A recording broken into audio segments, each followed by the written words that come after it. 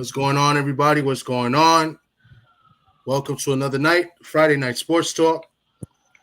I'm here with the usual, one of my best friends in the whole wide world, Mr. Socrates Palmer Jr.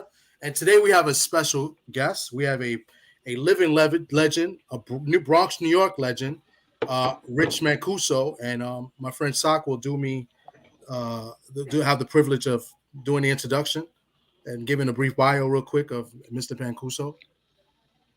Well, Mr. Mancuso is someone that most sports fans, especially in the Bronx, grew up listening to, watching.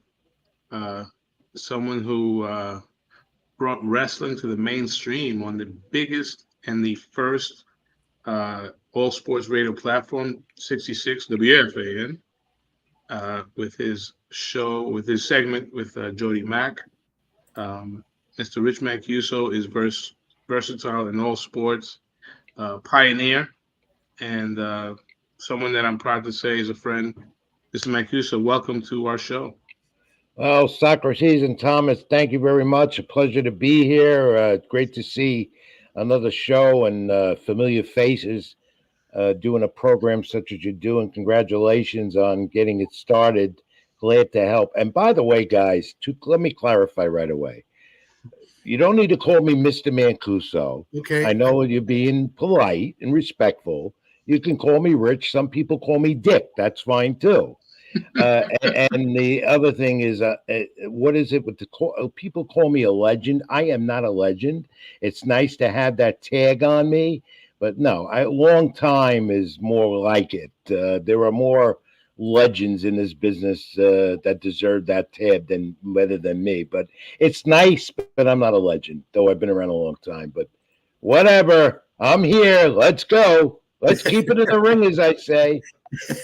Right. That was a little shameless plug right there to keep it in the ring. That's the name of your podcast? Am I correct? Or your radio? Yeah, my YouTube show and on other outlets in this technological world.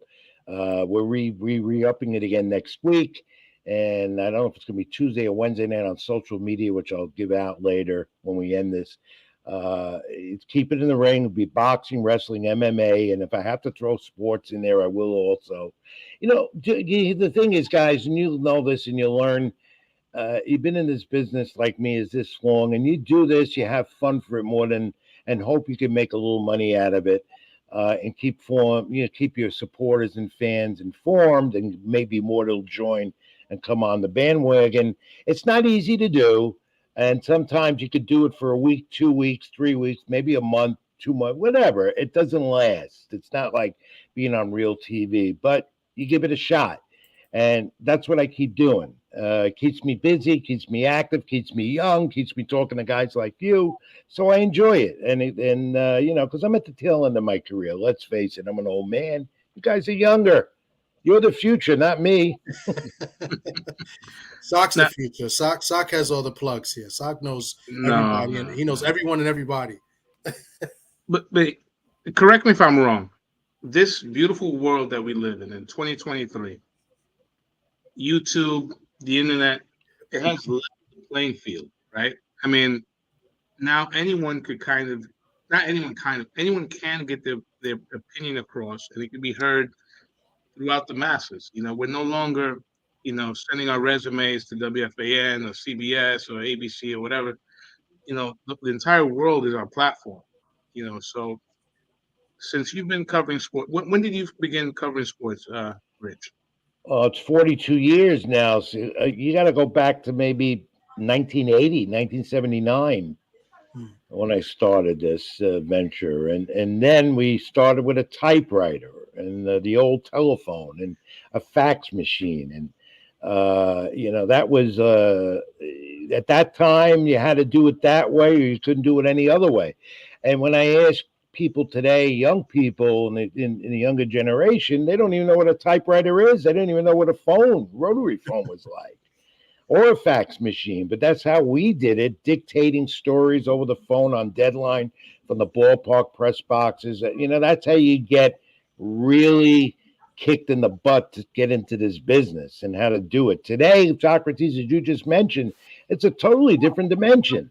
And I never envisioned it getting this large and this big of a platform, but the internet and social media has made it that way and has enabled many to just do a startup, to do a show, and to be heard.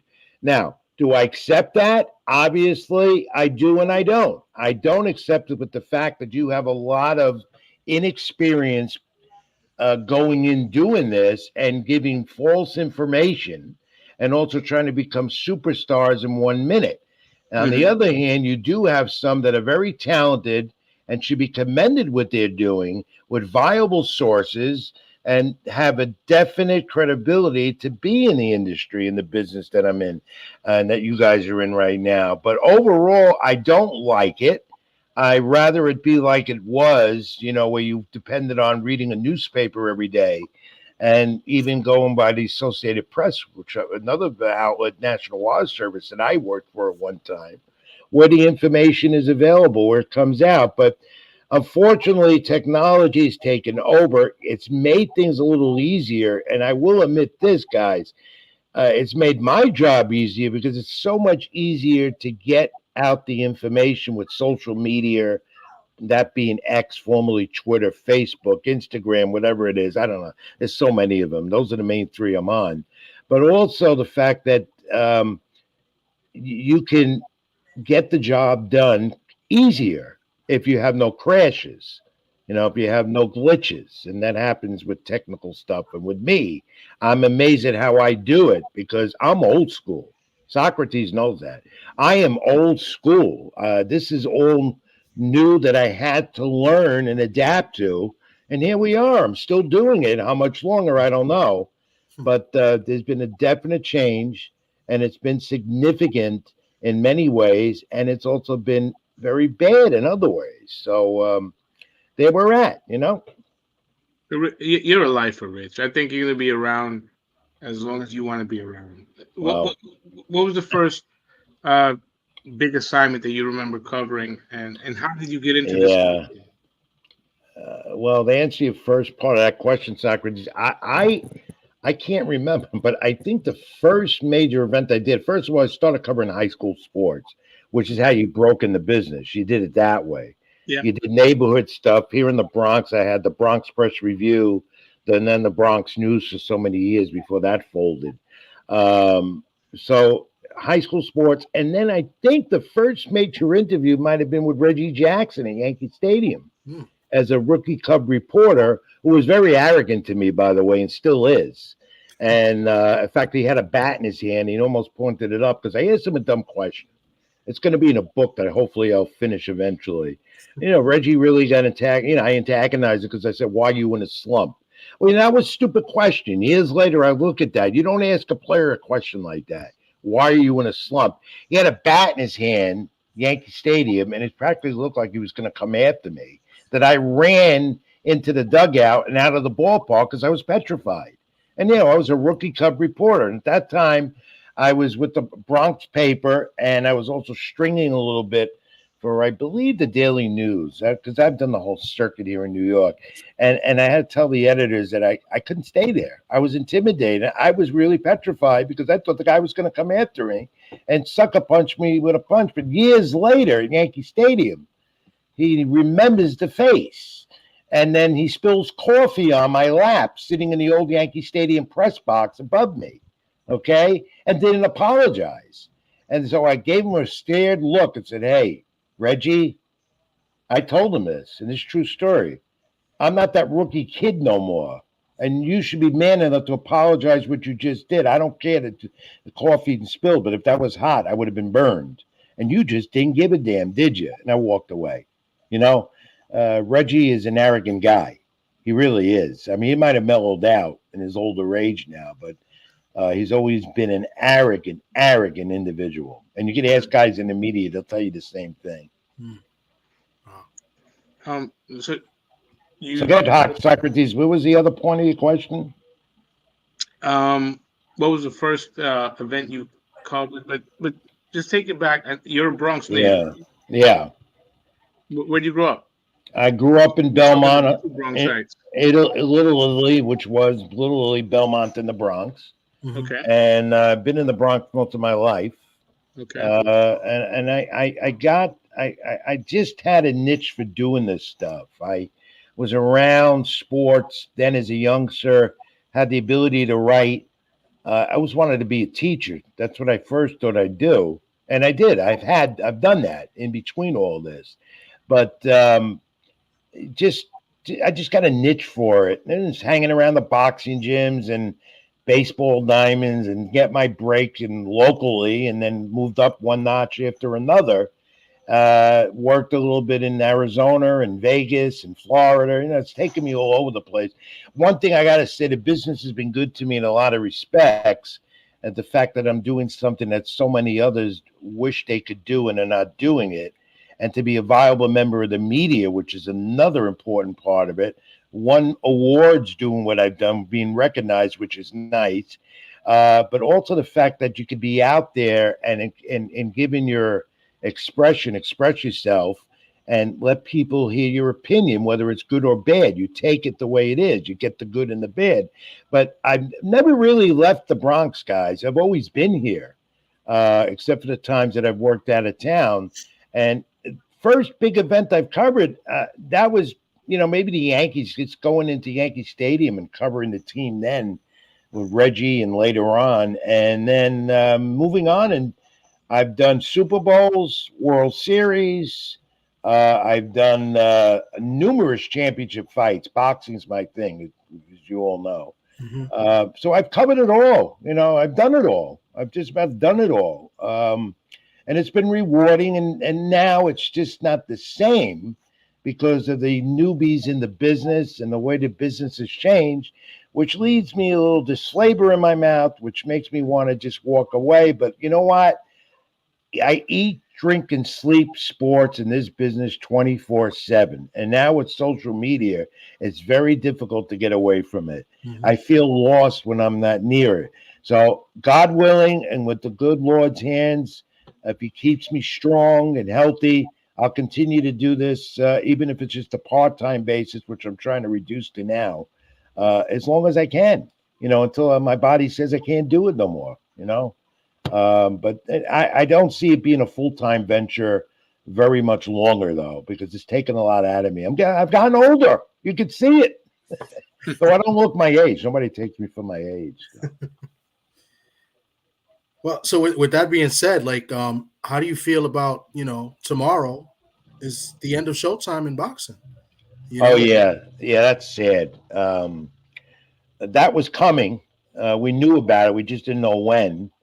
And it is a sad time. I mean, 32 years doing this, and I was there from the beginning, and I will watch the ending tomorrow night like many others. It's going to be a very compelling, sad night, not only for Showtime and all the people there that I know that have been so professional over the years, and there's been a lot of changes there as well, but the crew that's been there for the last 20. It's historic. It's just like when HBO folded the ship, and when you think about it now, you don't have HBO.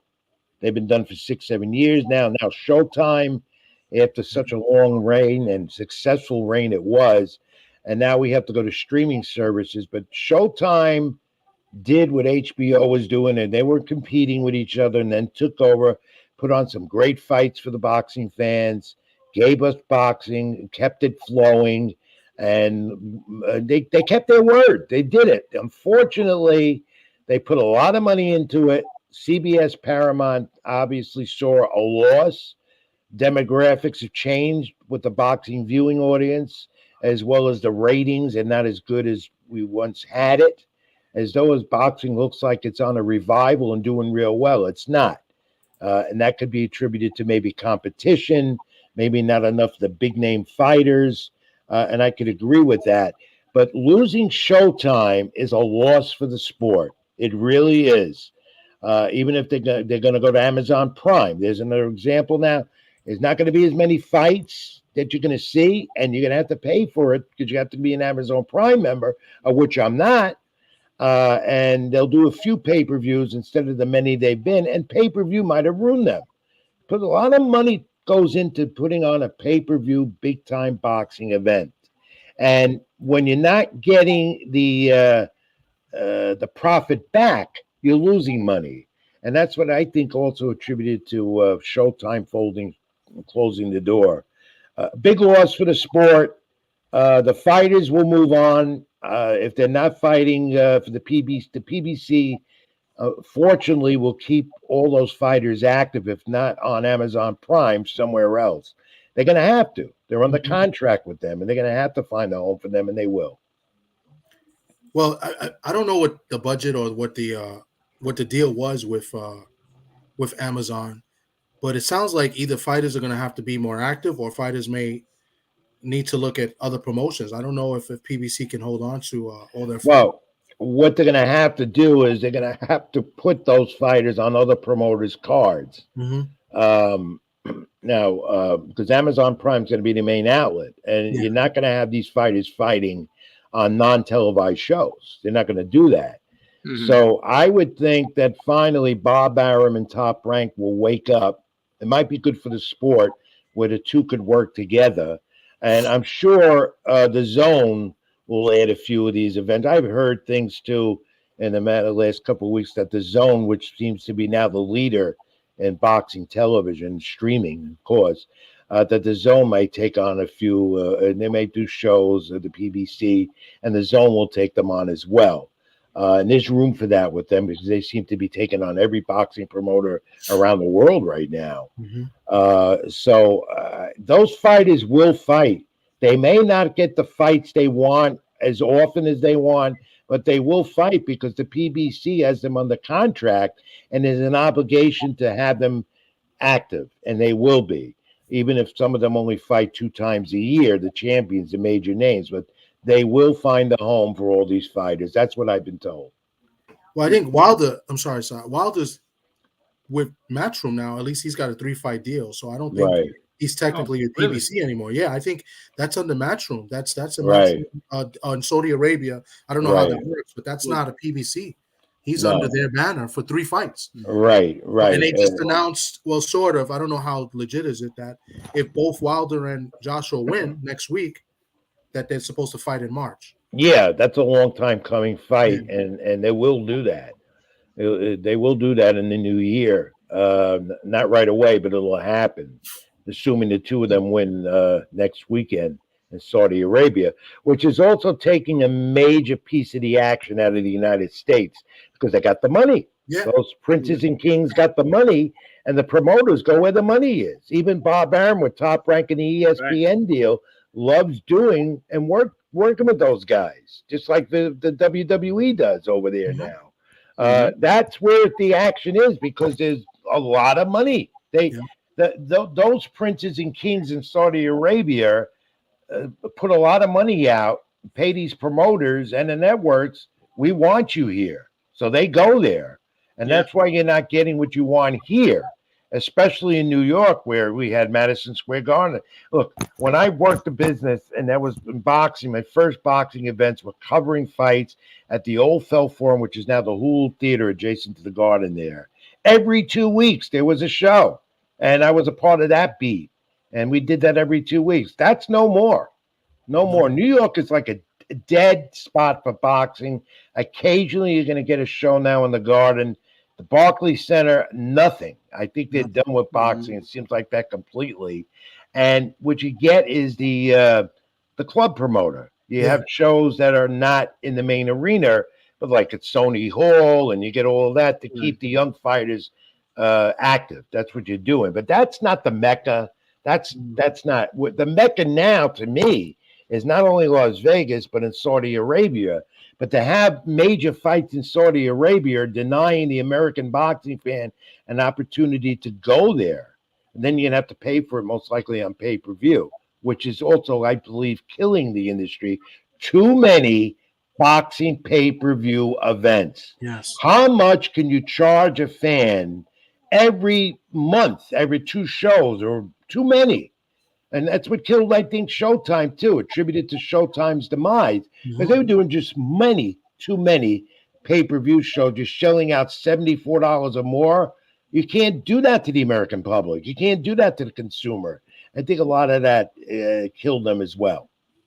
Yeah, I mean, and the one thing about, I mean, I understand the promoters are always going to chase the dollar, but I mean, having fights on at in Saudi Arabia, you have these non-traditional times. I mean, you have to be a real boxing nerd to sit in front of your TV at 4 p.m. Oh, there's a big fight. You know, that's you're reprogramming an audience who's used to Saturday night, Right, right. 10, 11 o'clock. Okay, it's time. You know, so it's you you are really reprogramming the fight fan, and it's not the vast audience like other sports. I mean, it the fight fan is a loyal fan and he'll follow Right, you, Yeah. you know.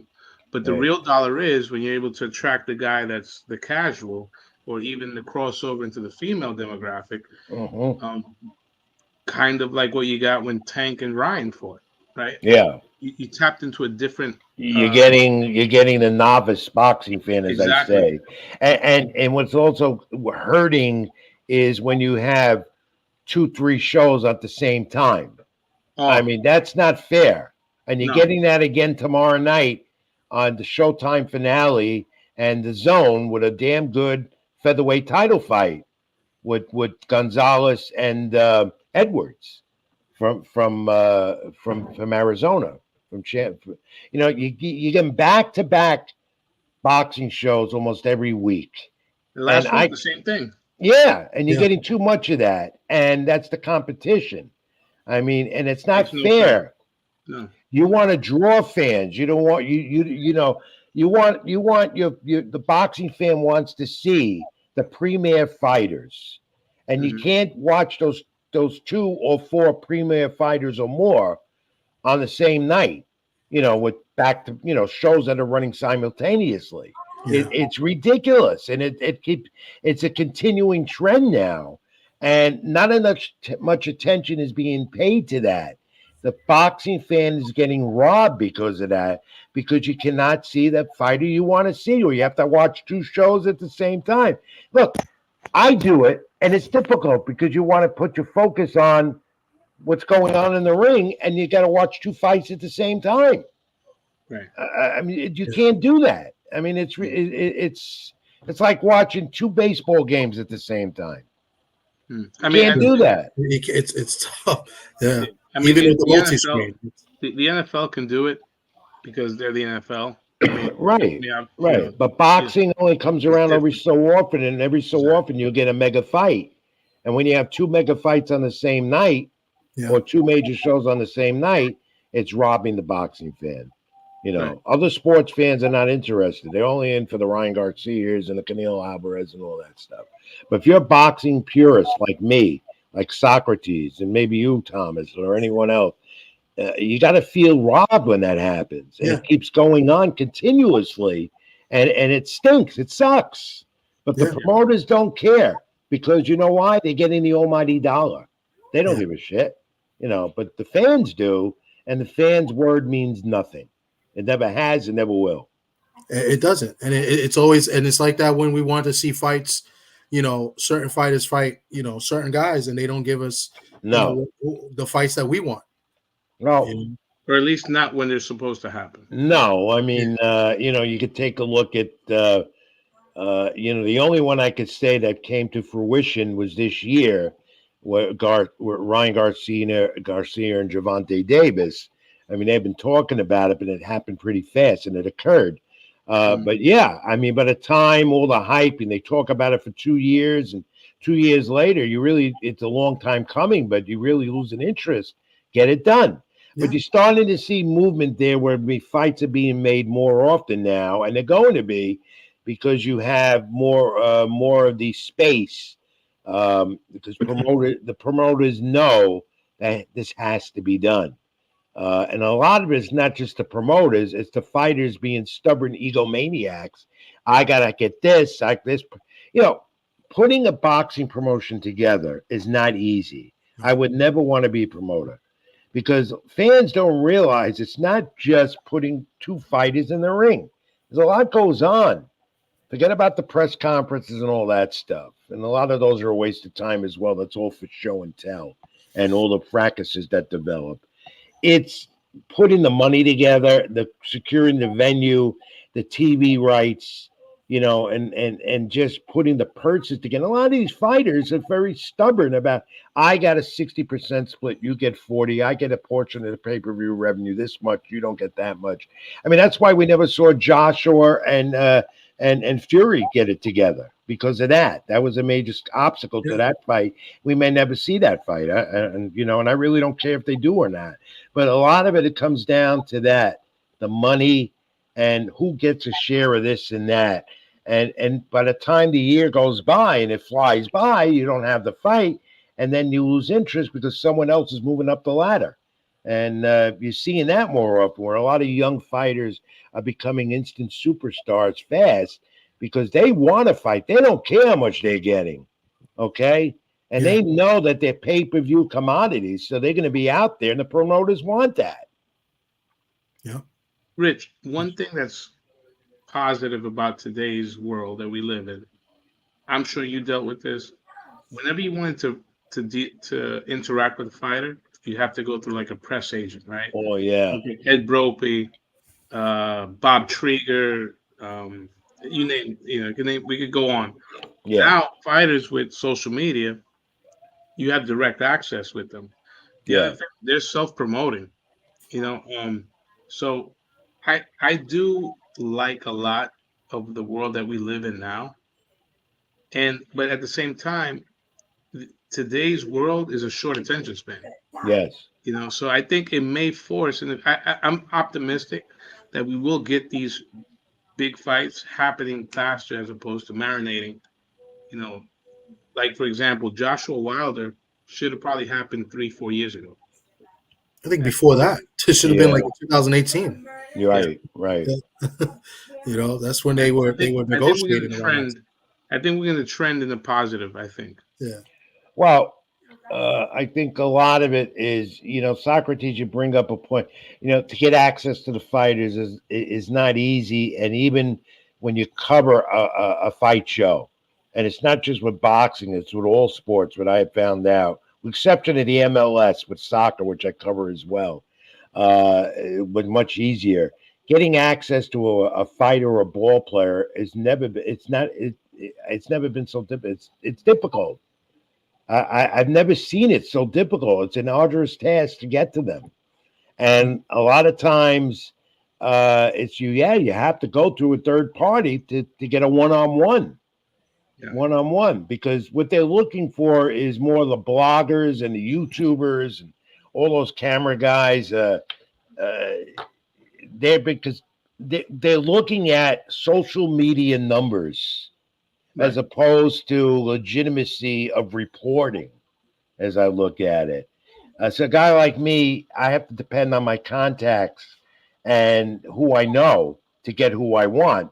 And tell you the truth, I haven't been successful at that the last couple of years. And since the pandemic, it's gotten worse. It's gotten worse because the access then was a little better. Now it's even worse. And it has nothing to do with COVID or anything like that. It's just the way everything has changed. It makes the job that I do and many others that want to get access one-on-one much more difficult, except if you're ESPN, except if you're one of the bigger boys. It was never like that. In my era, when we started, when we did this, everyone had access to a ball player. Everyone had access to a fighter. The one-on-one was so easy to do, and it was an enjoyable part of the job. Today, it's not enjoyable because you can't get the access you want. You can't. The competition, the loopholes, this and that. I mean, if you two guys wanted to get access to talk to Canelo Alvarez, it would take you probably a year before you can get that one-on-one. That's how difficult it is. Yeah, certain fighters. Sorry, say it again. We'd have to learn how to play golf because apparently that's his passion. Yeah. He's pretty good at it too. But what's your handicap, Tom? But you see, years ago, that wouldn't have happened because you only had newspaper guys. Yeah. And the only people you talked to were newspaper guys. And the only people you talked to were guys that had legitimate radio shows. Those are the young guys you talk to, and that's why boxing was much more mainstream in the media.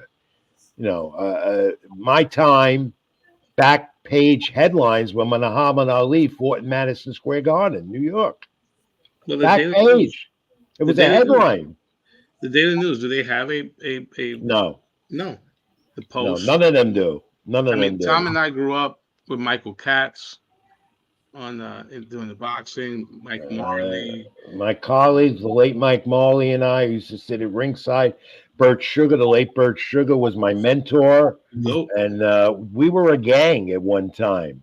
It was me, Bert, Mike Marley, Eddie Schuyler, the Associated Press, Barney Nagler with the cigar from one of the wire services. We're talking old-time school boxing writers, and and Michael Katz was a part of that. We'd be at ringside. We'd be laughing it up, having a good time. We'd even go out after the fights, all of us, even with the fighters. We'd hang out with them, whether it be Vegas after a big fight or we'd be across the street at Madison Square Garden. There was a pub across the street there. We all went there after the fights at the Garden. That doesn't exist no more. That don't happen. No. It takes away the camaraderie of who you are, who you're with. It takes away the fun of the job. It also takes away, most importantly, information you might need for a future story or right there at that time. Yeah. That doesn't exist. And that stuff, I look back of, it was an elite time to cover the sport or any sport, as opposed to now where, you know what, you go there, take out your laptop now, you do what you got to do, and that's it. You're done, file your story, and you go home. That's it. It's not the same. Wow. Tom, well, let's fast forward to the present, the now. What happened last week? Your thoughts, Tom and Rich, on Devin Haney, his performance against Regis Prograis? My opinion of that is Devin Haney is going to become an all-time great. I didn't think that. I was told that years ago by some of his handlers, even his father. And I said, I have to see it first to believe it. And I still had my doubts, but I have no more doubts. He is a fantastic fighter. Regis Prograis is a very talented fighter. And I've known him from the beginning of day when he started. But the way he manhandled him, the way Prograis was manhandled by Haney, it just goes to show the talent that Haney has. And a lot of it is his quickness and his power. A lot of it comes from his foot speed. And that's the markings of a great fighter. He's got it all, defensively as well. And even Prograis was like, I lost to a great fighter. All the buildup and all the hype and all the animosity, so-called, that they had. He gave credit where it was due. I lost to a great fighter. Where will Devin Haney take this now? Okay, at 140, which is the best division in the sport by all means. Where does he take it now? Does he go to 147, which I think would be a mistake, but he could probably handle it. He could probably handle it, become a 3-division champion. I think he can. I think he's still, depending who he fights. Yeah. I think he's still developing into his adult body, his man, and getting his man strength. I think 147 is good. He actually supposedly he came in at 165 on fight night. Yeah, they all do. Yeah, it's another issue. They should not be waiting the day before a fight because they all rehydrate. They come back in 10, 20 pounds heavier the night of the fight. How they do that, I don't know, but they do it. And still look crisp. I mean, yeah. And the weigh-in should be the same day the way it was like years ago. They weighed in fighters the same day. But, yeah, he can handle his weight. He also could stay in that division. Correct me if I'm wrong, guys. He should stay in that division because that's where the names are, and that's where he's going to make the money, and everyone's gunning for those titles. They want the title. Way he vacated 135. Yeah. He should stay in 140 and build his legacy more there first before deciding to go up to 147. And I think he's got a lot of competition at 140. I mean, that is the most powerful division in the sport. and you look at it. And I love Teofimo Lopez. I love him. I love Teofimo, and I'd love to see him fight him. I don't think that's on the agenda though. And Gervonta would be in the mix there as well. I think Gervonta could go to 140. Shakur could be in there, Shakur Stevenson. Yeah. It's a very talented, deep, and rich division, and I didn't even name the others. Yeah. It's so powerful. 147 got weak overnight. It doesn't have the same star power. So if he goes to 47, I think it's just to kind of like chase history, so to speak, and he could pick off somebody at 47 that's not in the same caliber. Well, who would be in one at 40?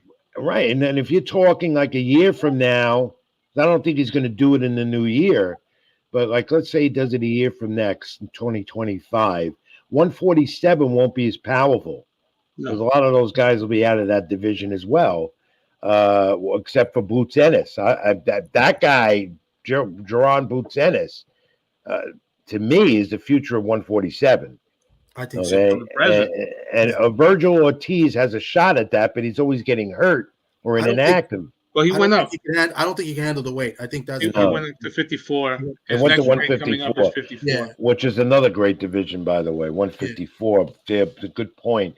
But Ennis has 147 locked in because I don't think Crawford's going to fight there anymore. I like the fact that Devin Haney did what he had to do, and the way he did it, a commanding win. I mean, I did not expect that type of dominance. I thought that fight would be very competitive. I went in there with a 50-50 outlook on it. That's how a lot of people saw it. But Devin Haney just became a master. Yeah. And grew up even more to tell everyone, no more, I'm the guy. You got to come to me now. And he deserves it. He's that talented. So all props to him and his father and the whole team. Wonderful job. Just a wonderful job. And he's a nice young man. Any type of vulgarities, which I can't stand anymore. People see my post. I've seen your post, your comments on that. I mean, I had enough of that. I've had enough of the vulgar language. And when the zone puts up a thing, we apologize for the vulgar language. Who are you kidding? You love it. Come on. Yeah. Real quick. Come on. Who are you kidding? Quick, I just want to say, Carl Krauser, thanks for coming through. Carl Krauser, Bronx, former Pit Panther. Just want to say what's up. Rich, you know Carl Krauser, right? From the Bronx? I might not. I know a lot of people. In high school.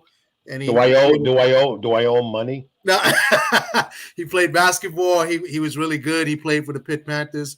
Went to the NC tournament. I think. Oh yes, I know who. I don't know him personally, but I know who he is. Yeah. So that was him, real quick. And then now to go back to Haney, I think it was a great performance. Last week we all gave our predictions, and I think it was about 6 of us on the panel, and we all said Haney would win. Some of us said it would be close. Some of us said dominant. But I just want to go on record and pat myself on the back that I did say Haney would win UD. And I didn't. I said I did. I also said he would get a knockdown. I also said he'd get a knockdown in the fight, and he got a knockdown in the fight. I had Prograis. I had. When we pat ourselves on the back, Tom, what do we do on the show? Well, usually what happens, what we do is this. We do a little bit of this real quick. You know that is Rich. Yeah, I do know who that is. Or I would say keep it in the ring. Yeah,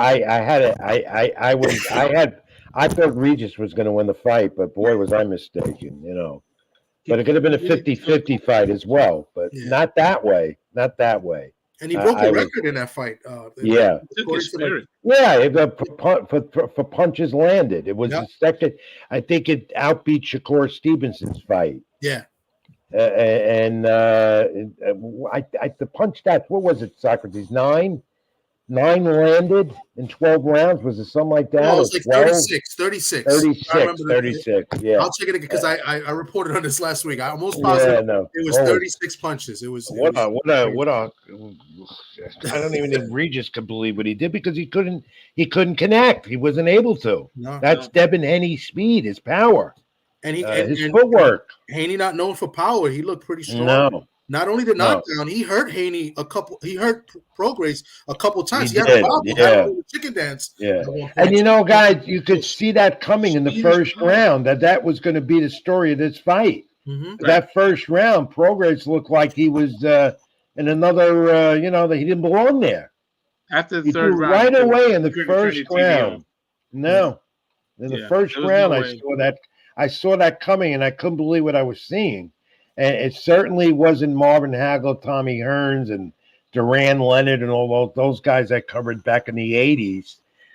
Certainly wasn't that, and it wasn't anything of recent memory that I could say. I just thought I was very disappointed in Regis, and there must have been something going on.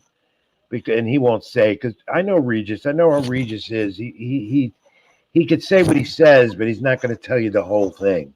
Something I must have don't went think they on. had any Let me game play plan. devil's advocate. Was it just the right time to catch Prograis? Because his last performance, he didn't look great. I gave him the benefit of the doubt because he fought at home, a lot of distractions or whatnot. Yeah, But the yeah. Puerto Rican, I can't remember his name. Zorillo. Right, he gave him problems. Some people thought he stole the fight. So was this just good timing by Haney catching a guy on the decline and stylistically, it was evident it was just a bad matchup. I don't think Socrates. Not to disagree with you completely. I don't think Prograis was on a decline. I just think that Devin Haney came in his prime, and he's there.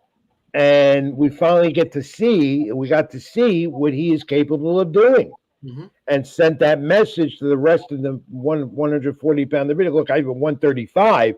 I know why I have to be here now at 140, fighting in this division. And I think this was his time to arrive, and it all came to fruition in the ring last Saturday. Everything came together. And a credit again to his father, the trainer, and the whole. He had a conditioning regime that was much different than a lot of other fighters did. He had some type of. I can't even describe or remember the word they used, but he had a conditioning coach that did something that no one else does, and that might have attributed to it because you saw a lot of strength on this kid, a lot of strength that I didn't see before in his previous fights. And like I said, I've always said he had the talent, but I didn't think he had the talent like that. And I'm not taking nothing away from Regis Prograis. Josh Taylor fight was one story, and then afterwards, but I truly believe that nothing's wrong with Regis. I think that Devin Haney is just this type of fighter that's starting to become a legend and making a legacy for himself right now, and will continue to do that in the division. I don't think anybody's going to get by him right now. Well, he's 25, right? And Yeah. we talked about, and I mentioned it, Tom, on the show, if you remember, when Crawford fought Spence, these guys are in their 30s. When Leonard fought Hearns, you talk about a 27-year-old, 25-year-old. Right. This is between 25 and 30 is the prime of your athletic life. Right. And he's, as far as from what I understand, he's a clean liver, right? Yeah. The sky's the limit. And at 35, you could see that he was struck. His body was just advancing too much. And the Lomachenko fight, which a fight that I thought he could have easily not gotten a decision. I thought Lomachenko won, or at worst a draw. But the weight factor, I got to give him the benefit of the doubt that it had to play. It played a role in that performance. It did. He got more experience. Just got better at that Lomachenko fight, and you could see that he got better. He came out of a Lomachenko fight with the knowledge that knowing that, yeah, I could just get by that fight, but I got better in that fight. And he knew what was coming. He knew that he would go to 140. So he came out of there with that knowledge, I'm going to do better, and went into training for this fight, preparing to fight a guy that was world class and champion at 140, and coming out of Lomachenko fight, and a lot of fighters will do that. They come off a fight like that, coming off a veteran like Lomachenko. You're getting more experience, you're getting stronger, you're learning more and more. I think he's learned enough that now, again, I'll say it again, that division has to go through him. Everyone's going to go through Devin Haney right now. Everyone, even Teofimo. And I think they want to fight people. I mean, they want to fight the best guys. Right. They already approached Sabril Matias's team. That's another one. Yeah. Matias has a broken hand, so they're just waiting.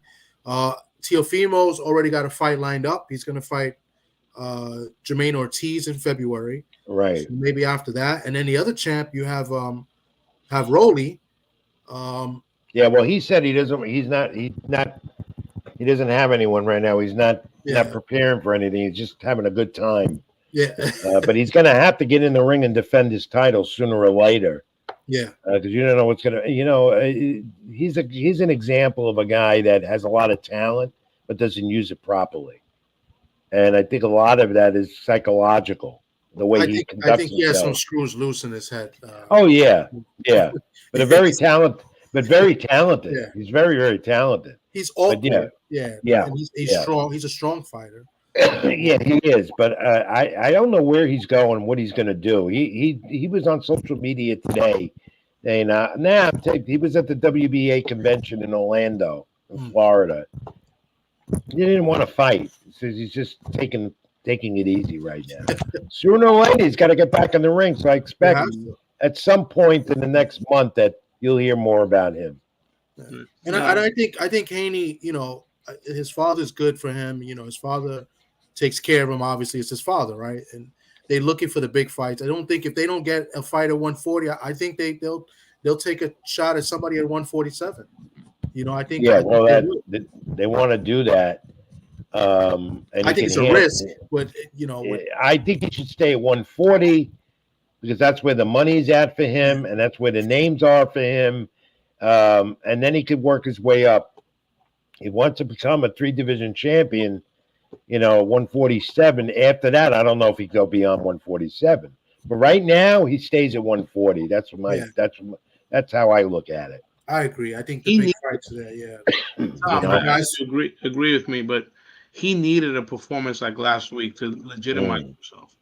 Because, like I said, I thought he could have lost that fight against Lomachenko. That was a close fight. I had it. When you want my opinion, I had that fight even. Yeah, I had it even. That's fair. That's fair. Yeah. He needed that dominant performance to say, I am the man at 40, and I beat a guy who had been dominant, for a few years. So he legitimized himself to a lot of people. Yeah. He came out of that Lomachenko fight, like I said, went into that fight saying I have to dominate, and he did. He kept his word. I mean, it was hard to believe what he was saying.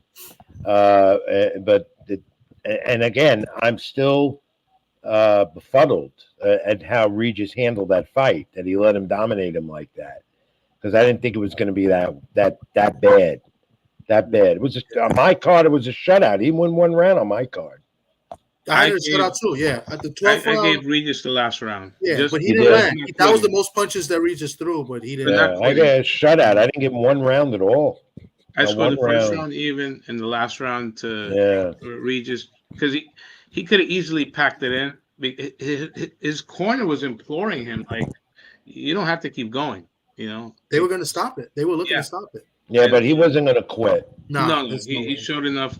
He's not a quitter. That young man's not a quitter. He wasn't going to quit. Yeah.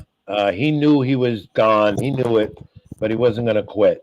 Yeah. And I've seen fights like that though. The late Diego Corrales, who I was very close to, and you'd think this guy was down. And when you're talking about Showtime again, guys, that was the greatest fight to me that Showtime has ever put on. That they had, and the way Diego Corrales got off that mat in the 10th round twice, and did what he did in the mouthpiece coming out. To me, today, that lives. That will always live. Let him rest in peace. He was such a great guy. It was so sad when he passed away. I was shocked when I got that news, like everyone else. But that to me was the type of fighter Diego was, and he wouldn't quit.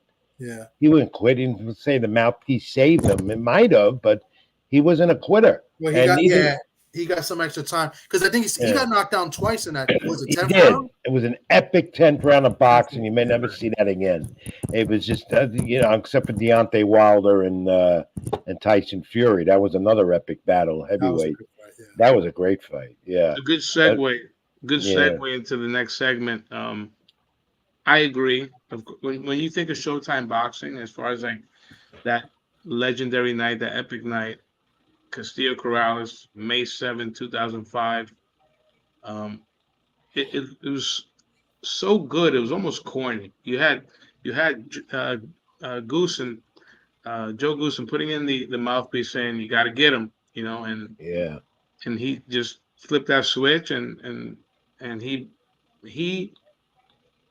he immortalized himself, Yeah. um, against a very good fighter. I mean, Castillo was no joke. Yeah. Some people say he gave Mayweather his toughest fight ever. Yeah, that was all about the weight issue too, going into that fight, and Well, then the the second, following too, yeah, the second yeah, one. But there right. was still question in the first fight as well. But after that first fight, Diego wasn't the same. No, Uh, they with the both. weight and everything, and that's because he was having some personal issues. There were a lot of personal things going on in his life that he didn't want to reveal to everyone, and that had affected his mindset. Um, he was a motorcycle enthusiast. He told me that when we got to know each other real well. We took a walk around New York City. He came in uh, like ooh, 5 6 months after that fight with Castillo, the first one, and we talked and we walked by Madison Square Garden. He said to me, "Rich, that's where I want to fight." He'd never been there before. I said, "One day you will." Unfortunately, never happened. It might have. But he had told me he's a motorcycle enthusiast at his home in Las Vegas that he built brand new. He would take them apart, build them up again. I said, "Be careful, Diego, because motorcycles are something I never liked was a motorcycle. Never went on one, I never will, and I know how dangerous they can be." And he would get on a bike and just take off. And he would take off on his bike, get on a motorcycle to get away from the interferences or whatever was bothering him. Motorcycle was his life. It was his way of getting out of it, to just get into another zone. And unfortunately, his other zone was not doing the right thing. And I had feared that one day, and I was praying that it would never happen. I didn't think it was going to happen like that. But he loved motorcycles. He loved motorcycles. And in my time, guys, and this is a strong statement, I'm going to say this because it's been debated with me and others. Diego Corrales to me was one of my top 10 of all time. Okay. Wow. All right. He was to me. Despite the Mayweather loss, despite all of that 10th round and him, the way he came up the ladder, did what he do. And I'm not taking this personally because I knew him well. I felt he belonged in my top 10. And if not top 10, top 15. I really do. That's how much I respected him and admired his talents. But as far as TV fighters, because I've always had a special place for guys.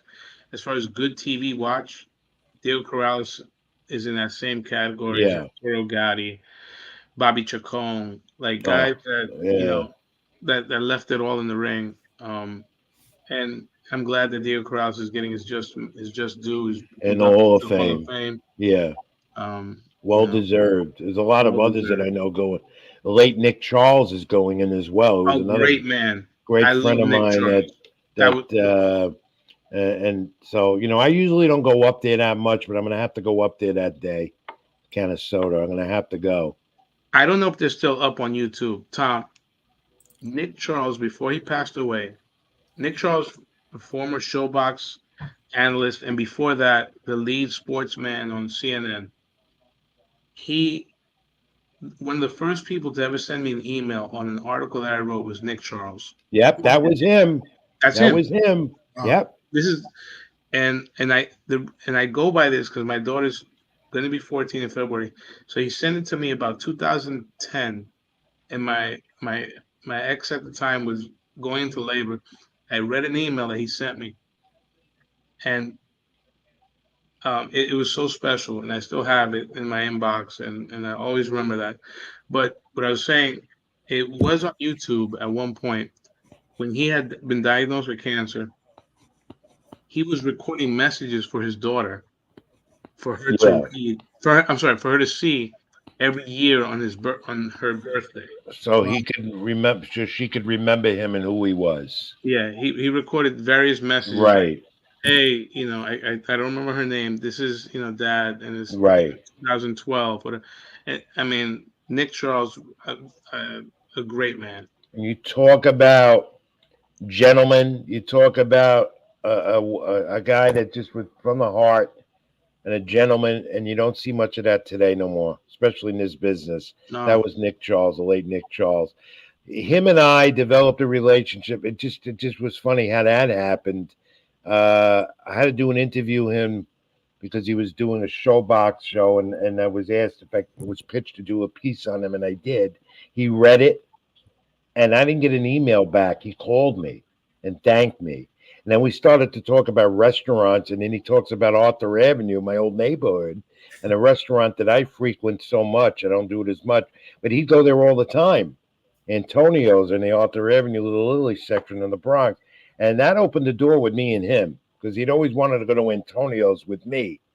And we just developed a rapport and a friendship that was unbelievable. And then my lasting memory with Nick Charles was when HBO gave him the privilege yes, yes, weeks or a month before he passed away. yep, He was thin and frail to call a fight. Bob Papa gave up his seat. Nick Charles sat there. It was in Atlantic City. I went up to him. I just as he was getting go on the air and call the fight, and I whispered in his ear and I grasped his hand and I said, Nick, I will always love you and always remember you. Okay, you're in good hands. And he turned around, got up from his sweet seat, as frail as he was, hugged me, gave me a little kiss too, because he had a little tang in him. We do that. And I love you, Rich. I'll always pray and think of you. And that was it. That was it. He did his thing and he left. But I was so happy to know that HBO gave him that privilege to do that I night. remember that. Yeah, Yeah. Boxing After Dark. Yep. Yes. Yeah, Yeah. that was very And cool. before that, CNN with Fred Hickman, too. The late Yes, Fred yeah, Hickman yeah, was he had another great great hair. another great guy. Fred Hickman, another gem. Yeah, You know, these are the guys that you get to work with over the years. You get to be friendly with, and then they pass on, and you don't see that no more, guys. You don't see that type of camaraderie among the media. They Mhm. become friends. They become friends. You know. so Showtime is calling it an era. So after Yeah. 32 years of Showtime boxing, so we mentioned Diego Corrales and Castillo. What's another fight, Tom, that stands out to you that Showtime? Um, um, Marquez and Vasquez. Mm. I Yes, think all three of them were on there, but number three was definitely the best one of the three fights. Yeah, Vasquez and Marquez was a phenomenal fights. Yeah, that one was I good think too. it ended Vasquez's career pretty much, right? The eye. Yeah. yes. So, but those fights, uh, definitely one of the best. Of course, number three out of the three. But any one of those three could be mentioned as a top 10, top 5 Showtime fights, Well, right? there was so many Yeah. and so many great fights they did over the years, and the broadcast teams made that transition one crew to another that got even better. I mean, they started with Steve Albert, Yeah. my Mhm. buddy for a long time, Bobby Ches, and the fight doctor Ferdy Pacheco. That's how Yes. they started.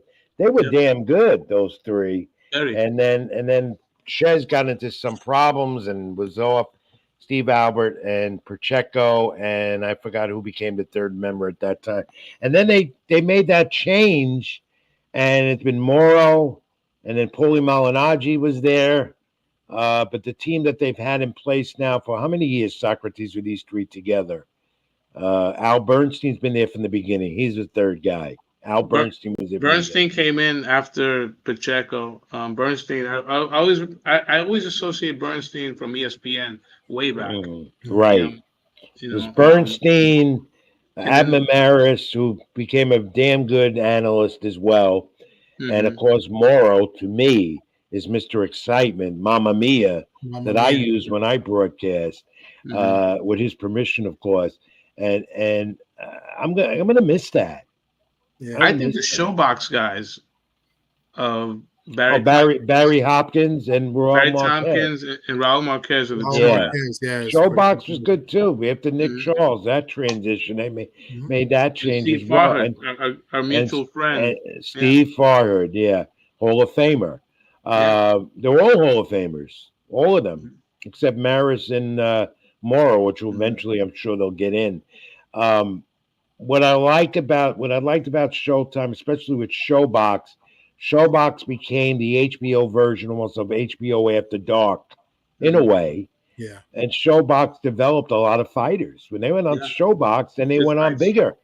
Yeah, Mhm. game champions. I think I did. I forgot. I think the number Socrates was over 100 or more that started on Showbox and became Mhm. Showtime and championship fighters. Mhm. Yeah, It's a huge number. Huge number. Got to look that up.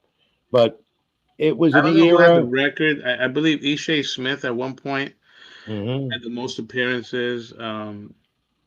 Who he became a champion, I think, of the IBF at 154.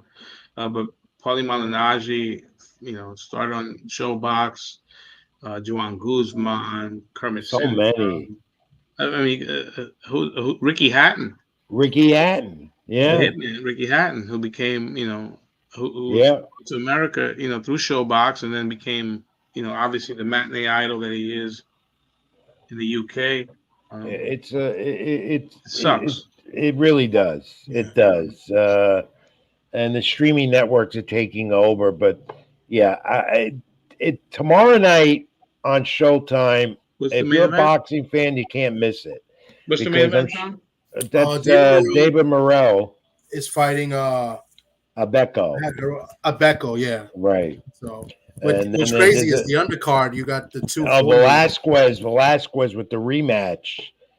I believe Velasquez. Oh no, Oh, and Velasquez. Colbert. Chris? Oh, Chris Colbert and the other guy. Yeah, Yeah, they're fighting. And then you got Guerrero and Berto. yeah, that's an old timer fight. Yeah, Yeah, that's but that's good though. It's a good way to close it. They're having a rematch on the last Showbox on the finale, Showtime finale. I mean, I don't know what type of fight you're going to see, but that's a rematch, an old time fight. But tomorrow night's a must watch yeah, because I think so. It you're has to going to be. get the reminiscing. I'm sure you're going to get a lot of Yeah, stories, a lot of old. flashbacks. They'll show old clips. They're Mhm. giving you 4 fights. It's supposed to be 5. One fell out. Um, and you're gonna get it's gonna be sentimental Mhm. and compelling, and I'm sure there's gonna be some tears will be spread. But I feel really bad for some of the people behind the scenes. I hate to see anyone lose their job. Right. Okay, and there's some people there in the Showbox division, Showtime division that I've grown fond of over the years, and I'm sad to see that they will not have. They'll probably pop up somewhere, but not as like it was. But I feel bad for them because they're the backbone of putting that together. They really were. Mhm. From the publicity department to the production crew people. Um, I'm sure they'll resurface, but they not resurface the way it was. But tomorrow's a must watch. Definitely a must watch tomorrow night. I, when I think of Showtime and the TV, I just remember the credits. David Dinkins Jr. Right, But he was there from day one. right, And the son of the former mayor right, of New York City. So I mean, that name always stands out. right. I think of Showtime. You know, Evander Holyfield's career. in the early part when he was campaigning as a cruiserweight. Yeah. Right. You know, before guys like Carlos De Leon. I I think don't have the list in front of me, Socrates. I wish I did, but Yeah. I'm sure tomorrow night they'll have every one of the fighters that was on Yeah. there listed and some of the epic fights that they covered. Well, I looked up a few of them, and it's funny. One of them we were just talking about it earlier today in another channel was Hagler and Mugabe. Yes, That the was a great Beast. fight. Yeah, they were just talking about that in another channel earlier this Beast. morning. Forgot Yeah, about that was one of the top 5 There fights you they go. had listed. Yeah. Yeah, Yeah. I mean, we're never going to see that again. yeah. You're not going to get fighters that were nobodies and them coming up on a wide spectrum like that, Mhm. on a forum, a vehicle that was great for the sport, just like HBO was. You're not going to see that again. The streaming networks are not into that. The streaming networks will put on the fights, but you're not going to see a lot of these fighters coming up the ladder. Like you know, they might be on the undercards and not televised. So the zone may not do that. ESPN might do with Top Rank, because with Top Rank, it's their fighters, basically, all of them. Yeah. And all the guys they sign under contract. A lot of they have so many young prospects, it's unbelievable. But I feel it already, because we're in the countdown now for the final show of Showtime tomorrow night. Yeah. And so you got to watch it. If you're a boxing fan, it's free. It's part of your cable service or wherever you get it. You need to watch it. That's going to be a really, really sad story tomorrow night. It's going to be celebration and sad at the same time. They were always big with the UK fighters, Nigel Benn versus McLennan. Yeah. That was the scary moment after the fight. Right. Yeah. Knockout. Yeah. They were that bridge, to bring these good fights happening in the UK. Tragic night. Gerald McClellan and Nigel Benn. Yeah, that was. Yeah. That was scary, Chris Eubank, fought right a bunch of times on Showtime.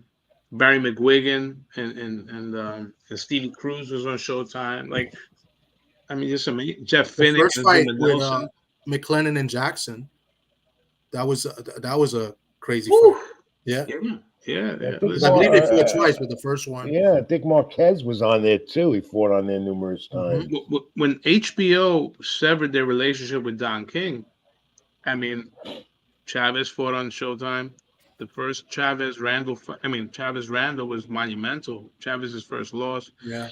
Then the reincarnation of Mike Tyson's career, happened on Showtime. So I mean, the knockout of when he fought Francis Botha, that was a sick knockout. That's right. So Mike Tyson, I'm gonna add D3 to the stream. And of course, they up to the current stage now, and they brought in Canelo Alvarez as well. They had Canelo on there. Right. Yeah. It's just an amazing vehicle they had. It really was. And again, I can't say it enough that how sad we're going to feel tomorrow night. I felt that way when HBO went off. Felt that way that night. That was a sad night. And I remember seeing the standard. I saw Jim Lampley tearing on the air. He broke down on that final telecast. And by all means, there was a lot of history there. They were the standard bearer. And then Showtime became into the picture. They were rivals, but they respected each other. The most important thing is they delivered.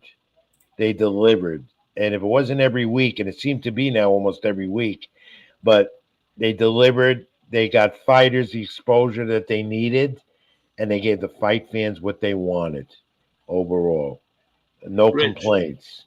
Rich, normally when we do our show, we're like the 6-man tag, team. So we're like the Freebirds the more the merrier. Or the New Day. Introducing my boy from the DC area, Mr. D Free. Oh, I thought that was Gary Russell Jr. I'm sorry. That's he's another one. The Russells were on Showtime. Yeah, the Russell. Yeah. He's actually related to Gary Russell Jr. Really? Yes. Yeah. I won't say nothing. I'm not going to say nothing bad about him. I'm not going to say bad about him anyway. Never wrote anything bad about him either. But this is I don't know if you know who this is. This is Rich Mancuso. He's a journalist here in New York. He's covered various of sporting events here in New York and all over the United States, actually. And he has Oh, okay. he has a boxing show as well, and he loves boxing. He covers boxing, and he used to. I don't believe he covers it anymore, but he used to cover wrestling as well. Oh, I worked for the WWF when they were the WWF. Okay, yeah, Yeah. so See, he's been that's around. when wrestling was great. Now it's too Oh, it's entertainment. Yeah. right. It got too commercial. Yeah, well, when you got a lot of money involved, that's what you're going to do. And you have to answer to who's giving you the money to do it. And they do it. Wrestling now, I can pretty much predict who's going to win the match Oh, before yeah. the match even started. Yeah, Yeah, yeah, that was always, the scripted thing, but now you can predict, this is what they're doing, Right. And when I had the show on WFAN, I go back and I listen to they're on YouTube. Some of the old shows are on YouTube, and I listen these people ask me, Rich, what do you think? What do you think? Well, it's not what I think. I know, because it would leak out. It would leak out. It would always leak out. A spoiler. It always leak out. I said, well, I think this is going to happen. You can expect this. You can expect that. So I became like the whiz of wrestling. The fans just wanted to tune in 3 a.m. Saturday / into Sunday morning to hear my wrestling segment with Jody McDonald. They wanted to know because I had all the answers for them. Yeah. They couldn't get it any other way. There was no internet then. Nope. And it was just word of mouth, and people just like, oh, there's a lot of people making. And it wasn't as predictable as it is now. Yeah. See, the thing is, when you watch WWE now, even AEW now too, when you watch WWE though, all you got to do is just listen to the commentators, listen to what they're saying, and take a look at what's going on as they develop, and you can predict what's going to happen. See, you just can see what's eventually going to occur. Yeah. It takes away from it, but it's still one of my favorites. It's combat sports, and I'm involved with the MMA now, which I love. I could never say I love the MMA. I love it now because I'm involved with it. Got to see it. Tell us a little bit about it. What do you have? Well, I'm involved with a promotion, Mac Promotions, based up in the Newburgh Beacon area upstate. And they started what they call Danger Zone. And it's a mixture of kickboxing, Muay Thai, MMA on the same night.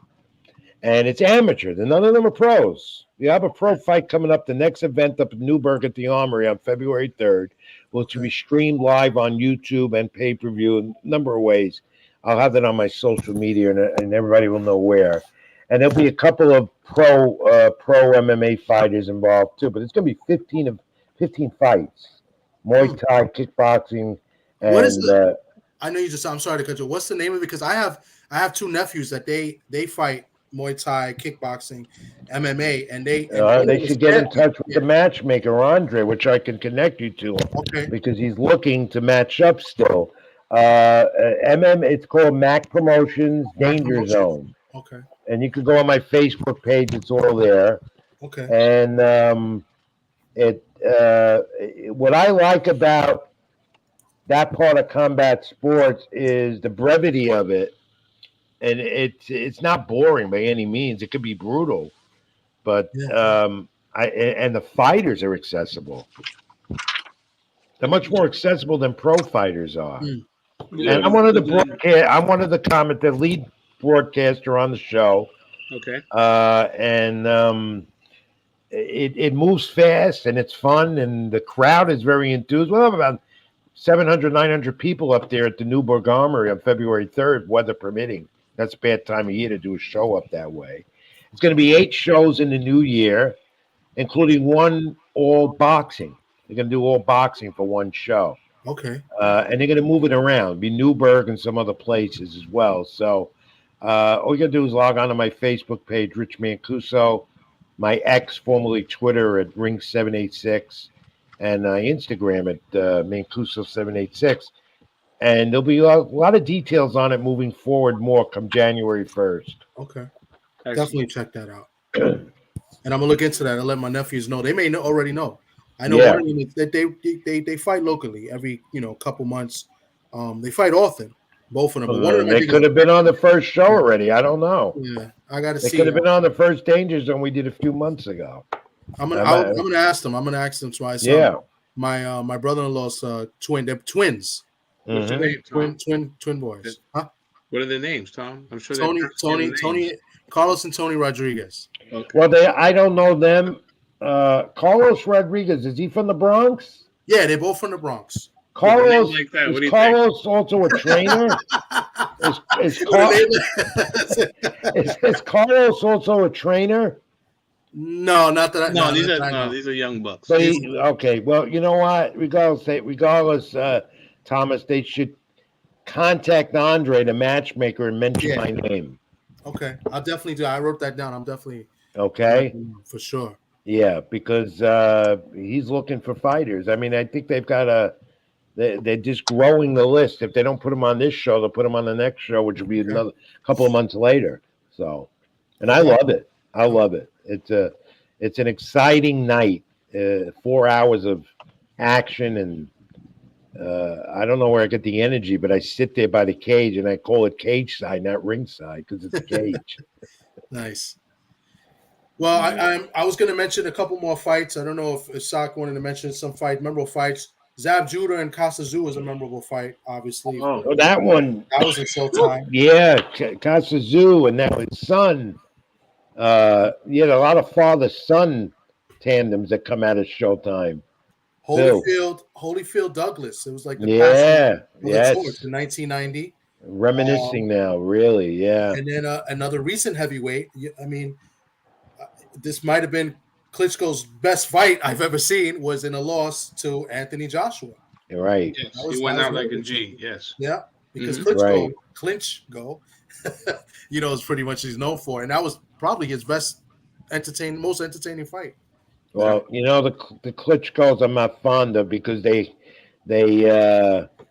what they did was they had a hold on the heavyweight division for years, and that wasn't fair. And that was a decline in the heavyweight division. Yeah. And still fighting to come back. So you have some new names and good ones in that division now, but they held back that division much too long, and they had control of the sanctioning bodies. They could do what they want, fight what they want, but they wouldn't fight each other. Yeah. They didn't want to do that.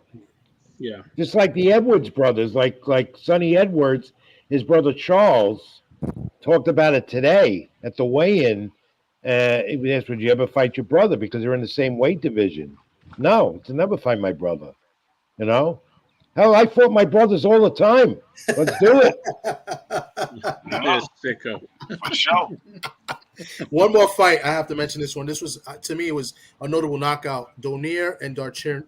Oh, yes. Not about Nonito Donaire. That's a great one, Tom. Yeah, that was another one. Because you had, you know why, James, Socrates, and those guys, you know why? Because you had those guys in those weight divisions, they could fight. They give you, like tomorrow night, why I want to see Edwards and Gonzalez, because they're like in a phone booth. They don't stop.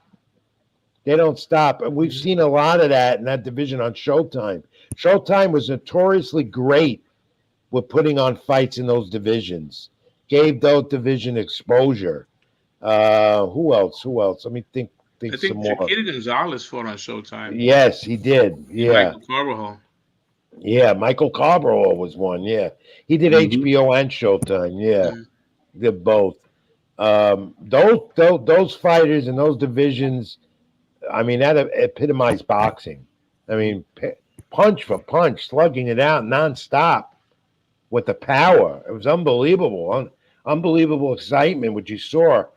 So, and they made that division. They made the featherweights, the bantamweights, not the strawweights or anything below, but because nobody would even know who those. Finito Lopez. Ricardo. Right. Socrates, great. He got good memory. Don King guy. Yeah. Right. Showtime a lot. Right. So yeah, those were great. Great division, great fights on Showtime in that division. I think, and again, the heavyweights were locked up with the Klitschko's, but you still saw a lot of those heavyweights on Showtime as well. You know, they would take them on. I mean, let's see who else was on there. I'm thinking before Mike Tyson. Yeah, well, Tyson, but all the other guys in between. The guys at I remember Holyfield, Holyfield and Michael Dokes. Michael Dokes. And Holyfield. Yeah, we got to pull that list up, Thomas. I got to pull it up, and I just wrote some. Yeah, I didn't write much heavyweights. I did. I have to pull it up. Holyfield Douglas was the one I. If you allow me 1 second, because my memory at this time is not the greatest. And what else I wrote? I wrote one more heavyweight, I think. Did I write another heavyweight? I mean, the Tyson versus Holyfield, the first fight.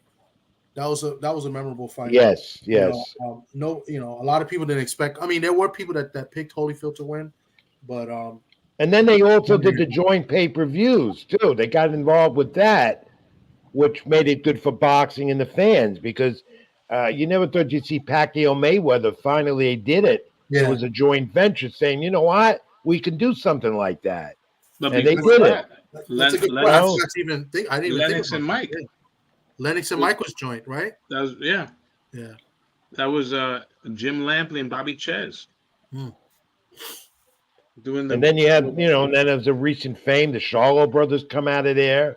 They all did. The Charlo brothers, Javante came out of there. Charlos, who else? They were always together. And Errol Spence too. Mm-hmm. Spence, yeah. It's just Danny Jacobs. And Danny Jacobs. Danny Jacobs. Right. See, the now fight with him and Quinlan, what was that was a. I'm pulling up this piece now. I wrote about this, but not like this. I had a different scope on it on New York Sports Day when it became official. Juan Manuel Lopez versus Orlando Salido in 2012. I don't know if you remember that one. I'm reading this now. Some of the fights. A good fight. And then finished him. Yeah. That was one, and I could remember that now. I wouldn't think of it on top of my head. The power, and they're talking about it here in this article I'm reading. I'm just, the thing with Google, that's a great thing about Google. You can get anything. Makes the job easier too. But yeah, that was a fight that was memorable. Holyfield and oh man, it was a cruiserweight. And then you had Marcus Madonna against Adrian Broner, the problem. That was a great one. That was a good Broner.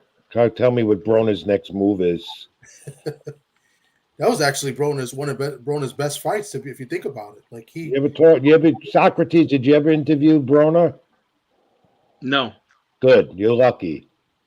Did you? Yes. I got cursed out from here to China. Wow.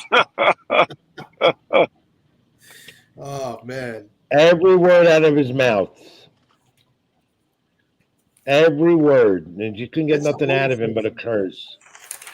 I can't remember. It was Holyfield and this article is Dewey Dow. What's his name? It's a weird name. Well, Dwight Muhammad Qawi. Dwight Muhammad Qawi. Yeah. They fought twice. Yeah, that was Holyfield's first title. Yeah. At light heavyweight. The first part of Evander's career was on Showtime. Yeah. Was Evander and Riddick Bowe on Showtime? No, I think that was HBO. That was HBO. Oh, that was HBO. Okay. Yeah. And then you had Marco Antonio Barrera. I think Barrera was on there when he wasn't on HBO. He went to Showtime. I think that's what this is saying here. I mean, I gotta look this up. Trinidad fought on Showtime a couple of times. Well, Trinidad's career started on Showtime. Yeah, because like I said, he when he was with Don King, he beat Maurice Blanca. Yeah, right. The undercard of a Chavez fight. I think Ivan Calderon was going in the Hall of Fame as well. Was on there as well. I think Calderon was on Showtime too. I mean, Devin Haney started on Showtime. Right. Yes. That's right. On Showbox. Yes, Yep. Right. I do recall. Yes. Right. Now the list is extensive, and it's got to pull it up. You're going to see that tomorrow night, where they're going to show you probably how many fighters and the names. It's Usyk fought on Showbox. Usyk, Duran and Barkley was Showtime. right, Duran right, and Barkley. Yeah. Mm-hmm.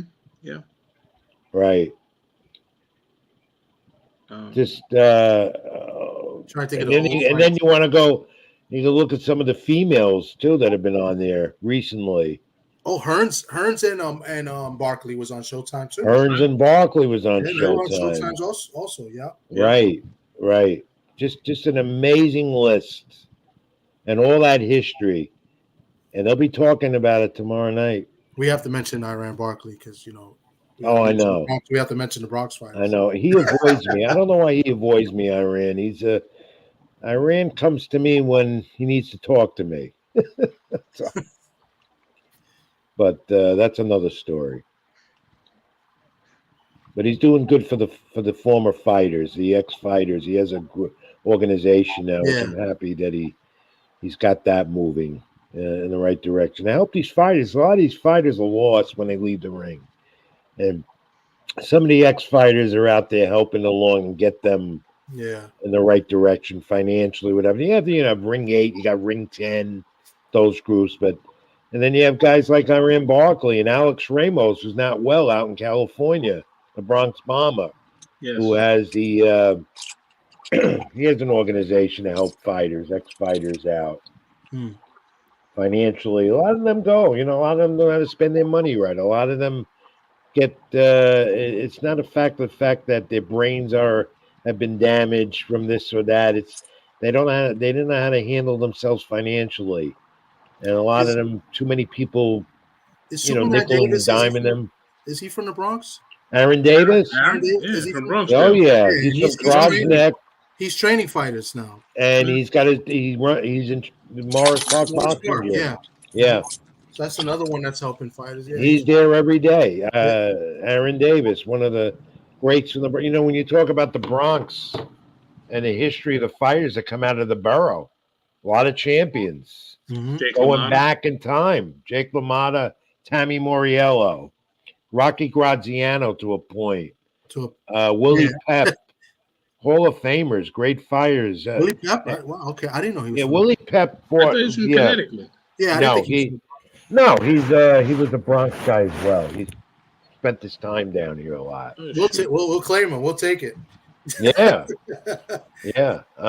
You had a lot of history having the Bronx with fighters, and it goes back to when boxing was at its height in the 50s and 60s. You had the old Bronx Coliseum. It was before my time. They knocked the place down. It's an MTA depot now. They used to have fights there every 2 weeks or every week. The original promoter there became the promoter at Madison Square Garden at the Bronx Coliseum, and that's where all those guys fought and made names for themselves. Is that like in the West Farms area? Yeah.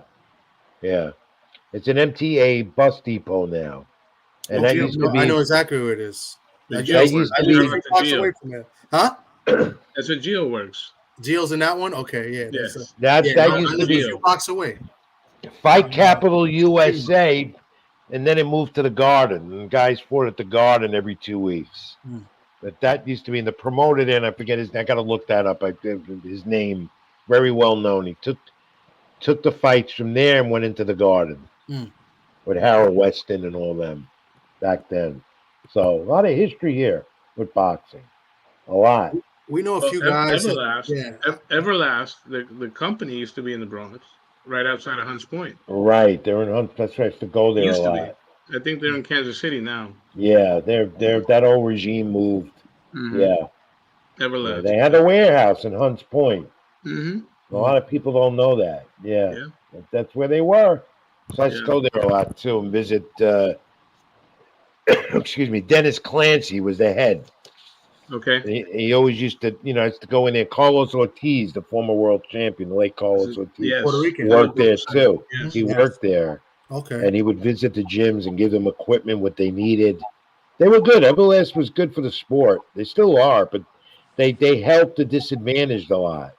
And those that couldn't afford the gyms needed equipment, gloves and pads and the whole bit. They when Carlos Ortiz used to go there and do a lot of that in the city in New York. Yeah. So yeah, we're closing an era tomorrow night. It's gonna be sad.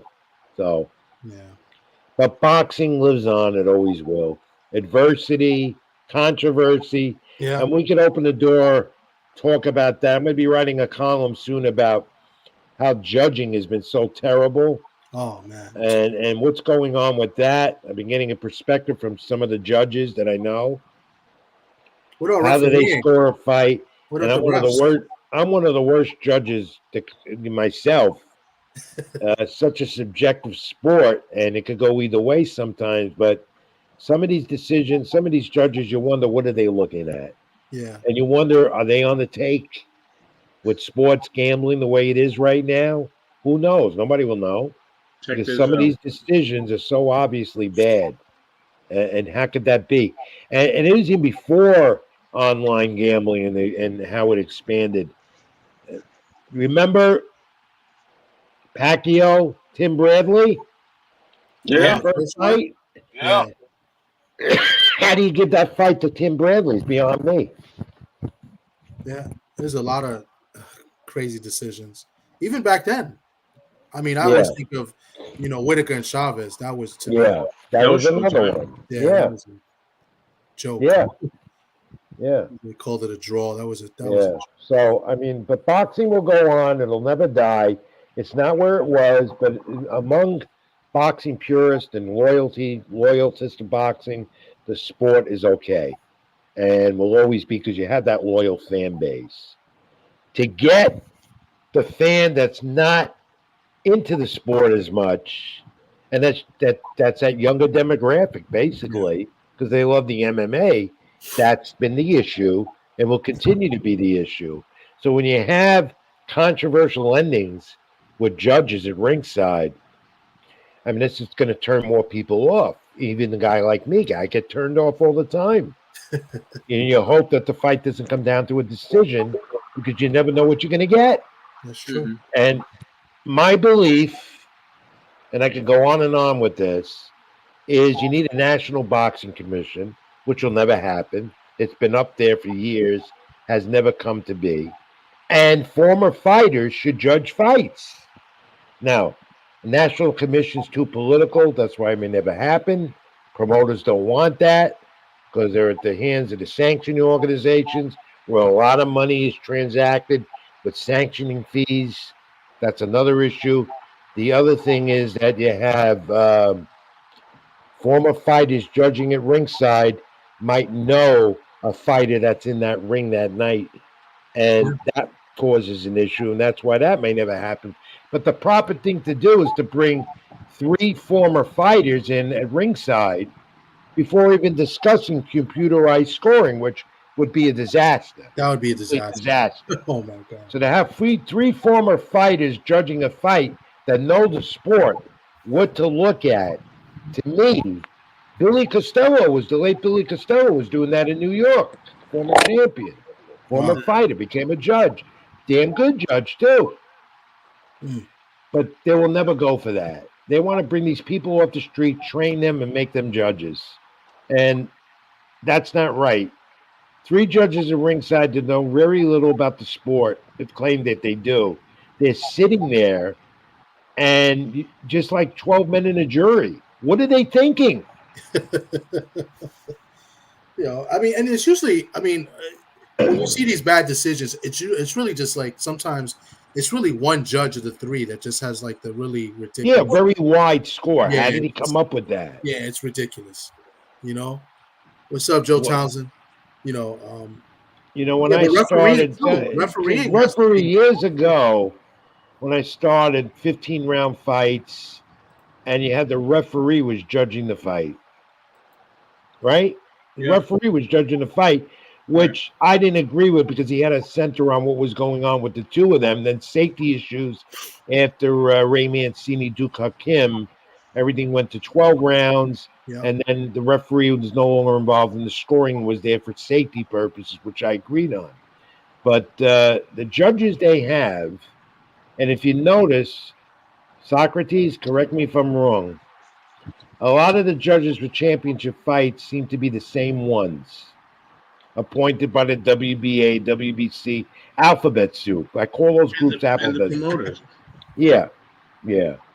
And you just don't know what you're going to get when it comes down to a decision, because you could think a fight is so much in the balance for one fighter, and then those scorecards come out and you go, oh wow, what were they thinking? Mm-hmm. So I mean, that's a problem with the sport, and it's got to be corrected, because if it doesn't get corrected, more and more fans are going to go away from the sport, and that hurts. Yeah, it's a big turnoff. It is. So It is. It's So, guys, I could keep going if you want. You want to talk other sports as well? I just need to take a little break. Let me get some water. I'll be right back. Okay. all right. I think we're going to start segueing into the NFL next. Good. Good. Yeah, I can go with you to. I can go with you till 1 a.m. Then it's past my bedtime. So All right. mine too. I'll be right back. We appreciate you, Rich. So yeah, guys. I guess we could segue into the NFL. We did our picks. I just wanted. I kind of highlighted, in the title, I highlighted Haney, but I also highlighted the 49ers, and then I highlighted the baseball. Hey, let me ask you a question before you go into football real quick. Yes. Did y'all catch the Sedation Green and Franchise Cruz? I saw bits of it because somebody was Opulent LD was actually he was there God. and he was putting it. God. Oh my God. What happened? No. I've never seen Franchise fight this style. Like, well, I'm not even gonna say this style, this game plan. Like, she had the perfect game plan for Sedasa Green. And she clearly beat Sedasa Green. Like, Sedasa Green never threw in between punches. It was only after Franchise Cruz would stop punching, then Sedasa would throw a punch. So Franchise put the perfect game plan. Like, she smothered all of Sedasa Green's power. Okay. She smothered her power too, but her game plan was to smother Sedasa Green's power, and she did that for the most part. I think Sedasa might have won maybe 2 rounds, maybe. Oh yeah, I saw that fight. And who they gave the fight to? Huh? Who did they give the fight to? It was because it was on the zone. Sedasa was fighting for the vacant WBC that they had stripped Savannah Marshall from, and the WBA interim title. Okay, and who won? And Who won the fight? they just added the WBA interim title 2 days ago.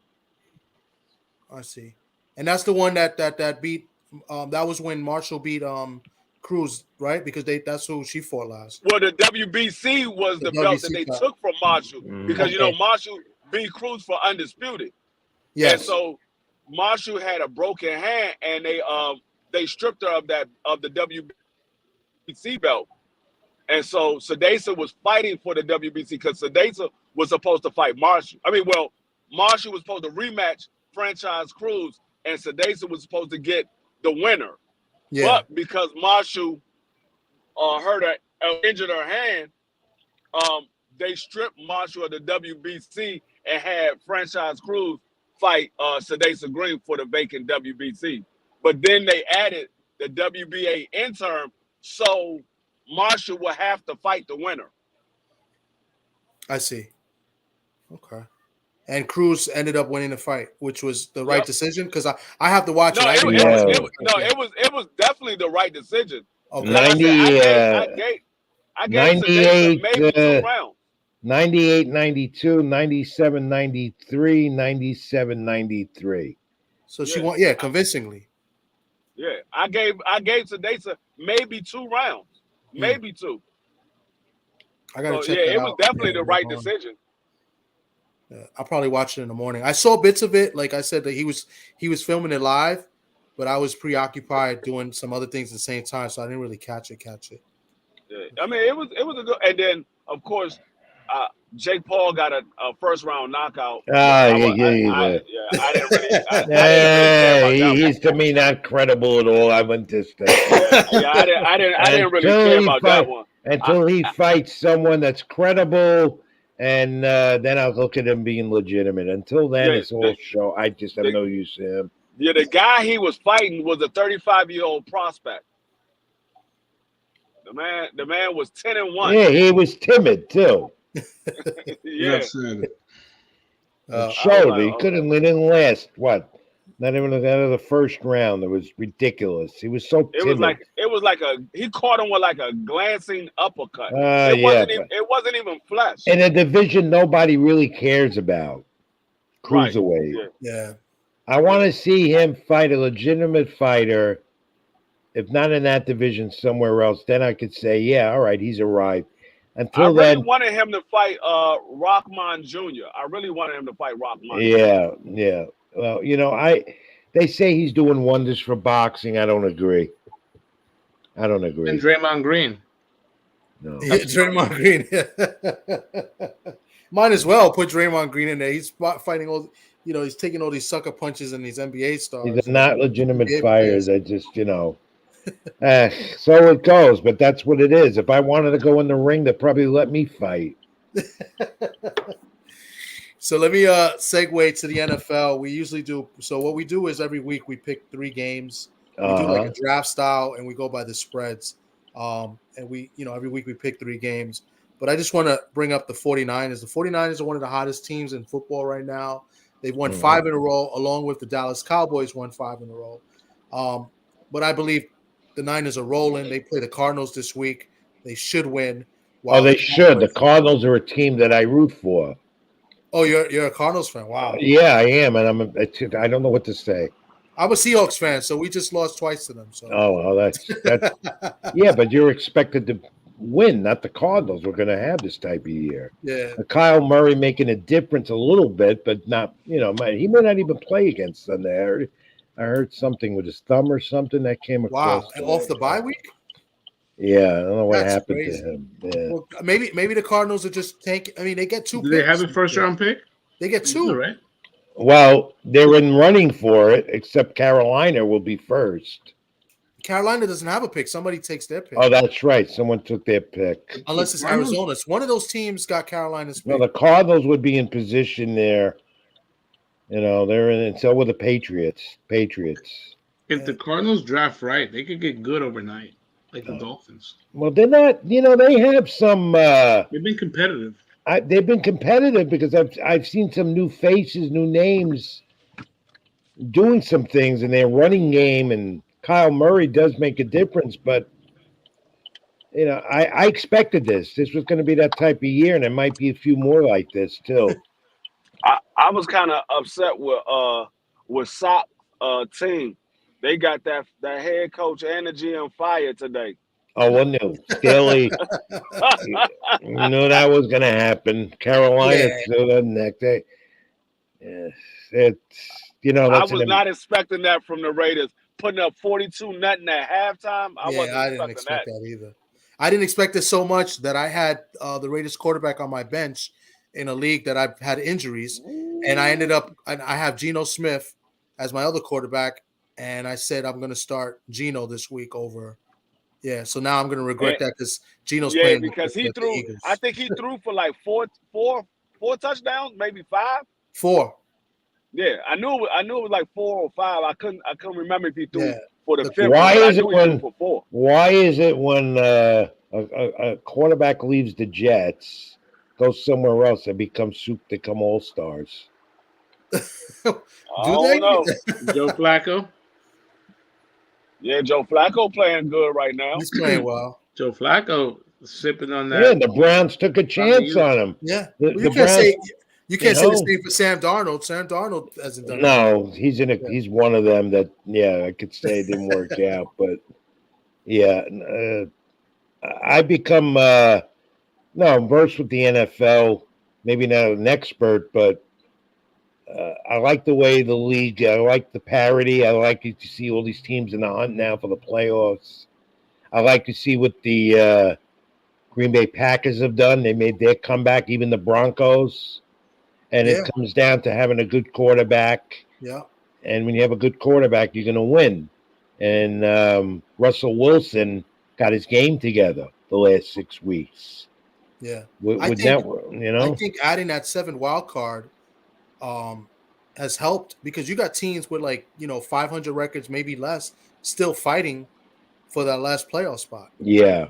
I Yep. mean, there's a lot of teams still. It's 4 weeks ago, and they still got a chance to make the playoffs for that 7 seed.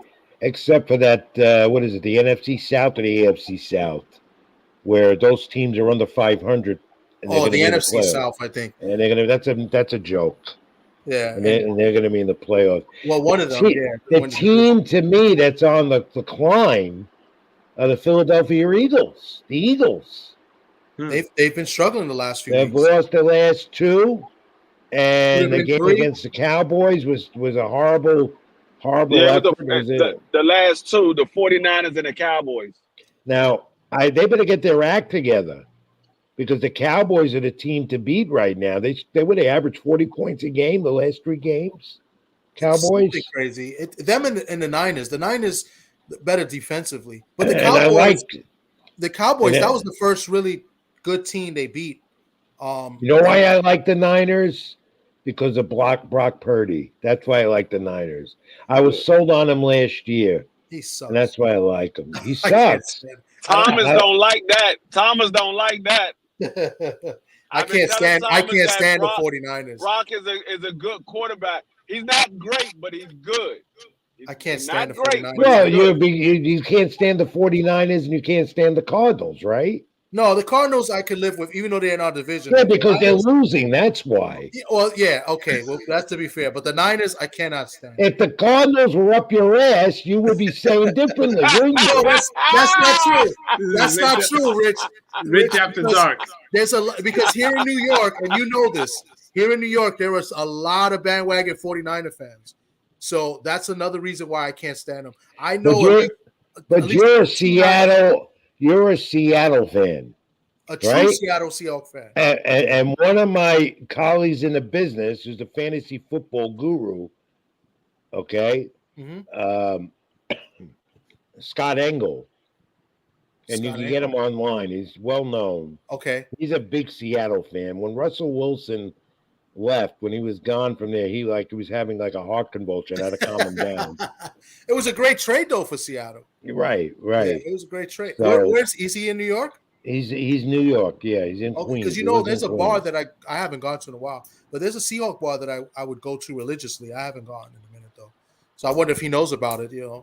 Probably. It's on Lexington Avenue. He knows where all the places are, and if you need to know something about a team and who to go with, that game, he'll tell you. Scott Engel, okay. Oh, Scott Engel, he's the best. But you know what? If the Cardinals were doing well, let me get back to my point. All right, you wouldn't be talking that way. You don't have to be I wouldn't be talking that way, but I would still be hating the Niners. And if the Niners are bad, I'd be loving it because the Seahawks and the Cardinals have been rivals for the last few years until the Cardinals' demise. When Larry Fitzgerald was on the Cardinals, right? Yeah. Right, you couldn't beat them, right? We had our ups and downs. Come on, let's face it. The Cardinals were better than the Seahawks during that time. Before Russell Wilson. Yeah, when they had Kurt Warner. The Cardinals was killing Seahawks. Right. They were competitive. They was killing y'all. Are you trying to say something, Thomas? I know they're not competitive. But I was a Browns fan for years. Yeah. And I converted when Art Modell got rid of the team then, right? I threw everything out the window, the jackets, the hats, the whole bit. And I cursed him. I put a hit on him. All kidding aside. Yeah, Art Modell was the number one enemy. And when the people say the Cleveland Browns and fans say are an expansion team, no, they're not an expansion team. That was the deal. Yeah. They moved them out to Baltimore, gave them a team, but they're still the Cleveland Browns. They were never an expansion team. They Well, just they had to never start won. all over because that Cleveland Brown team won a Super Bowl, but Right. with a different name. Right. They were And the I Ravens. became a Browns fan because of my high school days in the Bronx at DeWitt Clinton. I met the old coach, Sam Ritigliano, and he Okay. convinced me to be a Brown fan. I became a Browns fan then. And I used to go to the dog pound, too. I used to take Wow. my yearly trip to Cleveland and sit in the dog pound with all the others and have a lot of fun.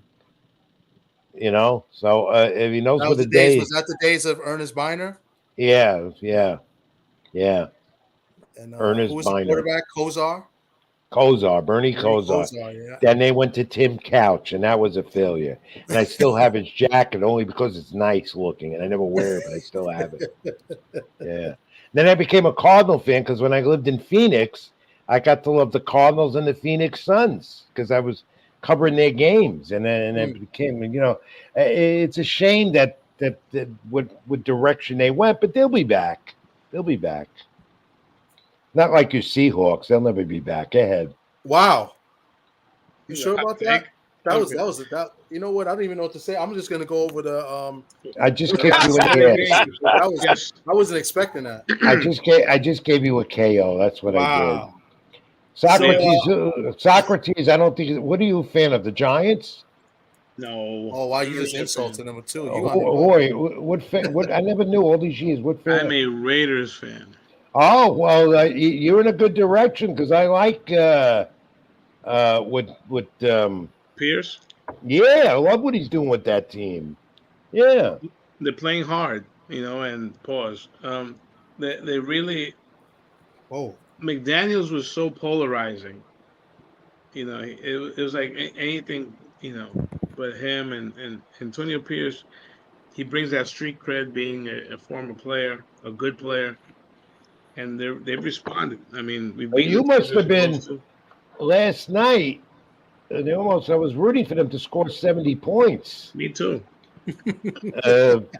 I'm sure you was. I hate the Chargers. Whenever you could beat a division rival, no matter who it is, it's a great feeling. It was 5 minutes left in the game, and they were still coming out of shotgun. I was loving it. Put up 100. Let's test the scoreboard. If it blows a fuse. I wanted them to score 70 points. Yeah, something you live to see in a lifetime. But we had it one time this year. We had the Dolphins drop 70 on the Broncos. Yeah.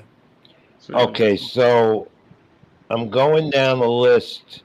There's 3 games tomorrow. Actually, today now is Saturday. Yeah, it's 3. It's 3 games tomorrow. Yeah. The Vikings and the Bengals, because the NFL wants to make it more confusing for you. That's why. Let me bring it to the screen. Games are not where they used to be. Yeah. Rich is taking over the show. No, I'm not. I'm just trying to interject. Look, I wouldn't. It's 12:45 a.m. It's past my bedtime. If I wasn't enjoying this, I would have been off an hour ago. I got the spreads for tomorrow on the screen, so we could take a look. But yeah, it's the Vikings and the Bengals, the Steelers at the Colts, and Broncos at the Lions. Okay, so you want my picks?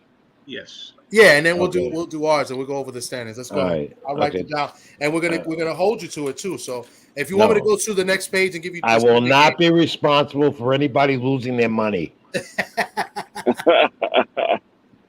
Don't worry. Don't worry. D-Free has not made some good picks. In this game, this game to me could be a pick'em game, but the Bengals without Joe Burrow, that's been bothering me with them, and I like them. They've been playing well. They have, but that's why I'm content to think that the Vikings will. I like the Vikings tomorrow. I don't know by how much, how many, but I go with the Vikings tomorrow. So it's the Vikings +3. They're getting 3 road dog. Yeah, I like the Vikings winning on the road. Okay. Steelers, Colts. With the Steelers, I've noticed you don't know what you're going to get. And Mike Tomlin and his team, they need a win. They're in that playoff hunt. The Colts have still, to me, a legitimate defense as well. And I will go with the Colts. What's the line? That line tomorrow is what, -1.5, I Yeah. think, right? I like the Colts in that game at home. Then you have the Broncos and the Lions. Now, you would have told me the Lions a few years ago, but go against them all the time. Russell Wilson and the Broncos have been hot, and the Lions have had a very good season in 9-4, right? Yes. Um, I like the Broncos to keep this going on the road.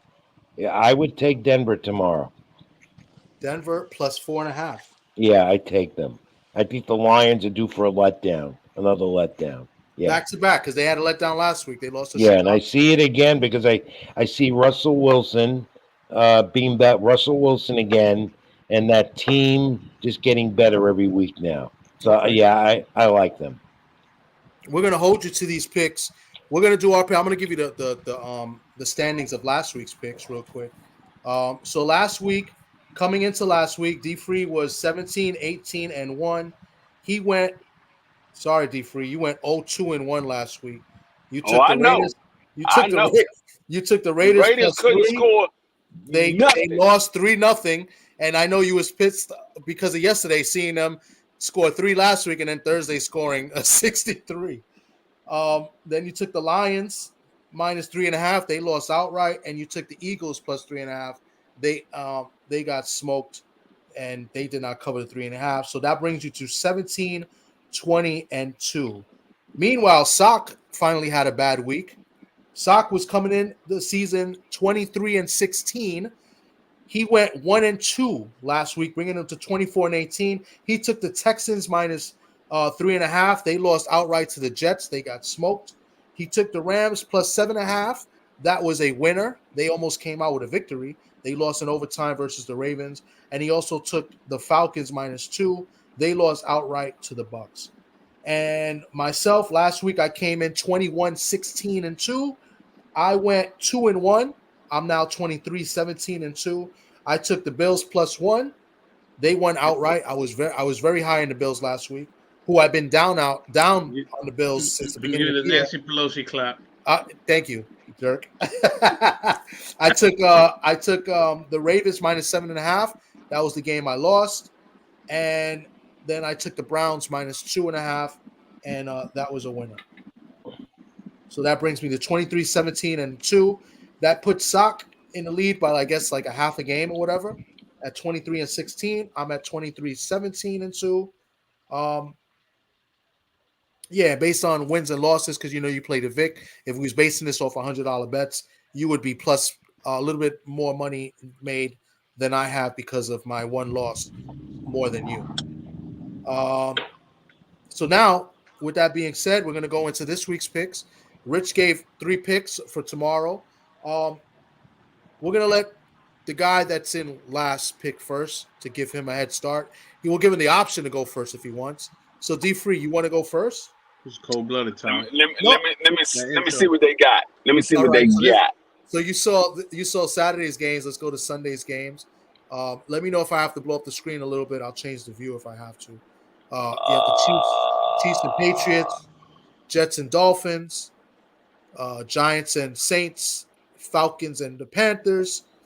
Then you have Texans, Titans, Bears, Browns, Bucks, Packers, Niners, Cardinals, and then the last few games you have Commanders and the Rams, Cowboys at Buffalo, which to me might be the game of the week, Baltimore at Jacksonville, and then on Monday night you have the Philadelphia Eagles going to Seattle, and we'll be getting upset by the Seattle Seahawks. I'm gonna take the Eagles -3. They're gonna bounce back and smash Seahawks. What a smack in the face. so right.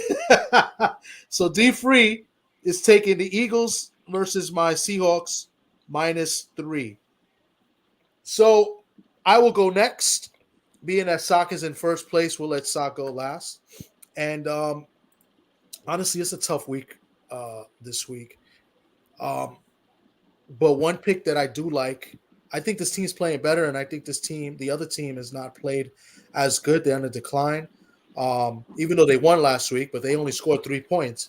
I'm taking the Bengals. I think the Bengals are playing a lot, but they're playing well. Last week they won. This quarterback is playing well. I like the Bengals at home -3. So that's what I will be taking. I'll be taking Cincinnati -3. Sock, you're up for 2 picks right now. I've been burned throughout the season, but I'm picking the Lions. Again, wow. -4.5. They're going to end the Broncos. Now, is that a pick that you like the Lions, or because of your hatred for the Broncos? A little of both, but I think home field for the Lions after playing a horrible game against the Bears, I think they bounce back. Well, the Lions, I was looking at the game, and I actually like the Broncos in that game, but I'll wait to my pick again because the Lions have been struggling. I mean, they should have lost to the Bears 2 weeks ago, right? Or 3 weeks ago it was. And then they finally lost to the Bears last week. And then the week before, I think they struggled as well. They had a big lead, I think, on the Saints, was it? And the Saints came back? I could be wrong, but I know they were up big, and they almost blew that game. So Golf has not played particularly well either. But they are at home, and they need a bounce back. The Broncos, I believe, lost as well last week. So they need a win. They're both in the playoff hunt. Detroit, obviously looking to win the division, get a home game in the playoffs. So I like Detroit getting back to basics, running the ball at home. The Broncos, you can run the ball on them. Give me the Lions by 2 scores. Okay. And your second pick? I got to ride. I got to be loyal. I've been high on the Colts, and I'm sticking with them. You've been taking the Colts a lot this year. That is correct. Yeah. You're going to take the Colts against Pittsburgh? Yes. I like that pick. Pittsburgh is now down to Trubisky, right? And he didn't look too good last week. It's only so much that the Pittsburgh defense can do. That offense looks terrible in Pittsburgh. So Colts -1.5 at Indy.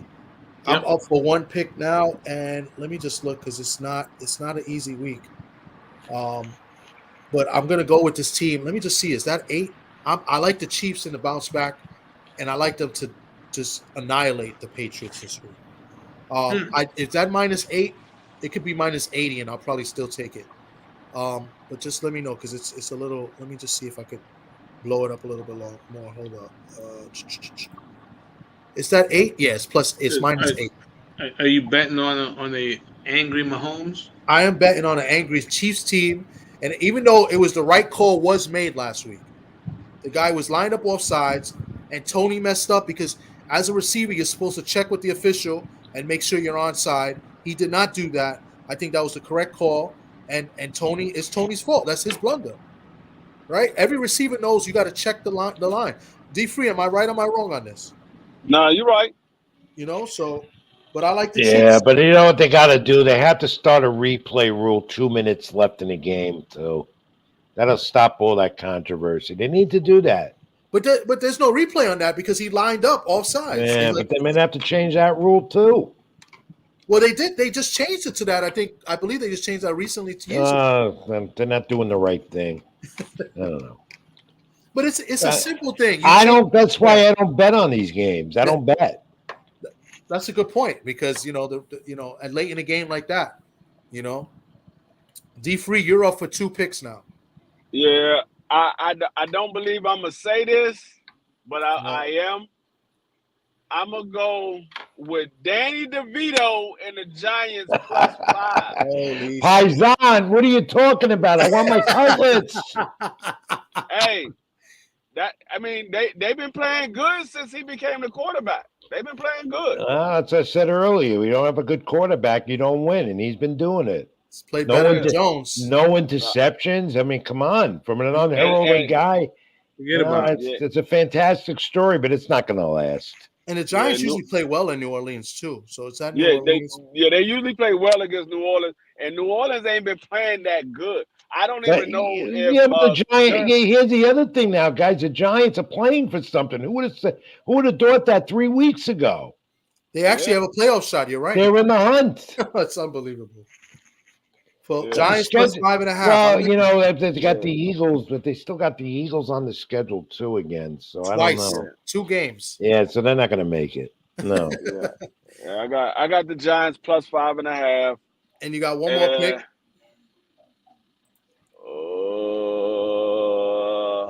I think I'm gonna take the Browns -3 Here you against go. the Bears.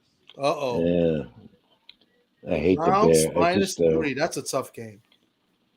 Yeah, but I like Cleveland. I like them. Good picks. Browns -3. Good pick. Good pick. I'm up for one pick, and I don't know if I'm really gonna do this, but yeah.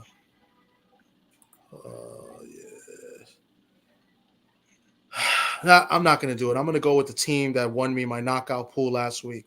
They didn't cover for me, but I think they cover this week. I like Baltimore -3.5 at Jacksonville. I'm gonna take the Ravens -3.5. Yeah, they're gonna smash Jacksonville. I really believe they will. They're gonna smash them. And Sock, who are you gonna take? You're gonna take Seattle +3? Oh, if he says no, what are you going to do to him? Nothing. I'm just I'm gonna say good job.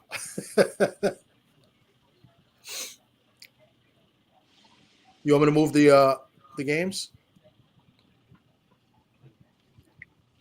Shock studying. He is studying. You see him focus. Look at that.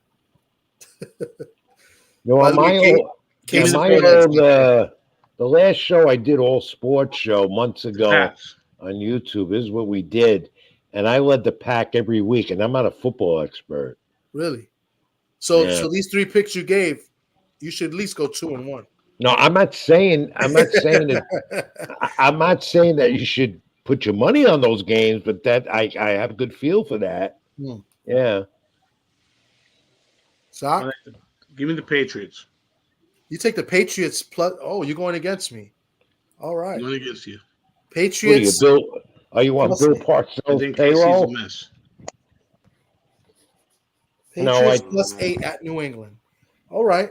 So there you have it. That's all 4 of us Yeah, made it's some good. picks. All right. I could give you the rest of my picks. I can go down the line real quick. Okay, go ahead. Let's. If I I'll write had them down, to. too. I mean, I'm just going to go on the lineup I have. I'm not going to follow yours. All right. Okay, I'm gonna take it off the screen. All right. I did Jets, Dolphins, and I just don't see Zach Wilson having another good game. Not down there against the Dolphins, even though the Tua did not, and team is not playing at their best right now. So I like the Dolphins in that game. I'm not going to tell you points. I'm just going to pick them based on what I can. The Texans and the Titans. Well, what's his name is Stroud is not going to play Sunday. No, He's not yeah, quarterback. CJ Stroud. Right? Yeah, So, CJ Stroud is out. right, he's out. But that's a weak. To me, the Titans, they're weak. I like Texas. I like Texans in that game. The Titans. Didn't they beat somebody last week? They came. Yeah, back? they did. Yeah. Mm-hmm. They came back and beat. They came back. I can't remember who they beat. They beat the Dolphins. They beat the Dolphins. That's right. Yes, Right. Yes. Now I go Bucks Packers, and I like the way the Packers are, and Jordan Love. I mean, I've always been high on Jordan Love when he got picked and they drafted him. I just like the Packers in this game at home. All right, Giants and the Saints, and I'm looking for the Giants to have a letdown in this game. I just don't think this DeVito stuff is going to continue Sunday. But that's your Falcons, Panthers. Anybody who plays the Panthers is going to win. It's like and you know the Falcons aren't that bad, but just the Panthers are just a losing team. I don't see much there. I like the Browns over the Bears. Definitely, if I had to pick a top game to pick this week, that one would be. I like what the Browns all year have impressed me. Sometimes it makes me wonder, why did I switch and leave them? What about your team? Your other team? I'm going to get to it. I'm going to get to it. Relax. Now, the Chiefs and the Patriots. There's no way that the Pats are winning this game. All right, and I'm not calling. They're not diving for a draft pick here. I just Kansas City has not been playing well. We know that, but Mahomes is not going to put up with that no more. That they're going to break out big Sunday and win that. 49ers Cardinals. Well, as much as I hate to say it, we know what's going to happen there. The 49ers will win that big. I'll be rooting for the Cardinals, though. Yeah, but I think the 49ers will win that big. I mean, it all depends on what Murray does. And, they have a couple of new, good wide receivers now. A couple of good receivers that are breaking out, but that's for next year. So the Niners win that, and I think they're going to win it big. The Rams and the Commanders, I like the Rams. You can't pick Washington. You can't pick Washington in that game. We have a Commander fan on the panel. I know. I don't want to make them feel bad, but that's it. Now, Cowboys Bills, I have a tremendous interest in. I want to see if the Cowboys. I don't think they're going to score 40 points off the Bills, but the Bills are liable to do that. Give up 40, okay? Because their defense sucks, and Prescott is just right now to me is the MVP in the league. Prescott. Wow. Okay. Well, he's hot. I mean, his numbers are the last 8 weeks. I think he's the MVP right now. If I had a vote, I'd vote for him. So I don't know if they'll score 40 points, but I'll give them the win, and that'll be it for the Bills. They'll be done. So you think he could do well in Buffalo in bad weather? Yeah. I think. Well, what are you, a weather prognosticator? Well, because the Cowboys have been playing at home recently, and played. And they haven't lost at home in what? How many years? Yeah. So now they're on the road in Buffalo. Yeah, but they'll win. They'll win up there. They'll win up there because they got the quarterback to do it. Then again, who am I to know? And then the Ravens and the Jaguars, and you can't go against the Ravens with that 10-3 record, and they still have a formidable defense, and they score points. I like the Ravens in that one, and then Monday night Eagles Seahawks. Who do you think I'm going to pick there with the Eagles and the Seahawks? The Eagles haven't beat the Seahawks in 15 years. Right, and I'm going to go with the Seahawks again at home. I think the Eagles are on the downslide. They really are. They've looked horrible the last few weeks. I think that was a mistake that the NFL. That I think that hurts the Eagles that they flexed the game. They flexed the game. They flexed the game to Monday night, and Seattle plays better at night at home. Yeah. So I expect that to be a good game. If they get blown out, I'm going to be upset. But I won't be watching it anyway. I'll be watching Monday Night Raw. Well, I'll be back and forth, but I'll be definitely watching the Seahawks, even though. So that's how I look at it. I mean, that's just my opinion on it. But I don't keep track of who I pick every week. I make my picks, and I just see, and I don't know how I do it. But you know how the NFL is, as they say, every week it could be. You never know what's going to happen. Yeah, that's why it's the NFL. So so that's how I look at it. Who's your Super Bowl favorite right now? Yeah, right now, I like the Cowboys over San Francisco. Right now, I like the Cowboys. Yeah, wow. Right now, and I'm not a Cowboy fan. I just like the way they're playing. Well coached, making right moves, right decisions. I like the Cowboys. And believe it or not, in the AFC, it's wide open. I couldn't tell you right now. Yeah, in the AFC because they've not been consistent. Those teams. I don't think that. I just don't. I think the Chiefs have to show the next few weeks that they belong there. Yeah, and they just haven't shown that. And it's up to Patrick Mahomes to do that. If this Kelsey dude would get away from what's her name, Taylor Swift, and I can't take that no more. I mean, in the AFC, I like the Ravens. But sometimes it's wide open. They play to the competition. The Ravens. Sometimes. I think that conference is very, very good, very competitive. There's a lot of parity in there. And Miami's good. I think that I would tell you the Dolphins a few weeks ago. I would have went that route, but no more. What you've seen from the Dolphins the last few weeks too. They've been playing some competition. It's like in baseball. It's a long season and things change during baseball. And being on the baseball beat all these years, I've seen that. The NFL, every week, you never know what's going to happen because it's only once a week. Yeah.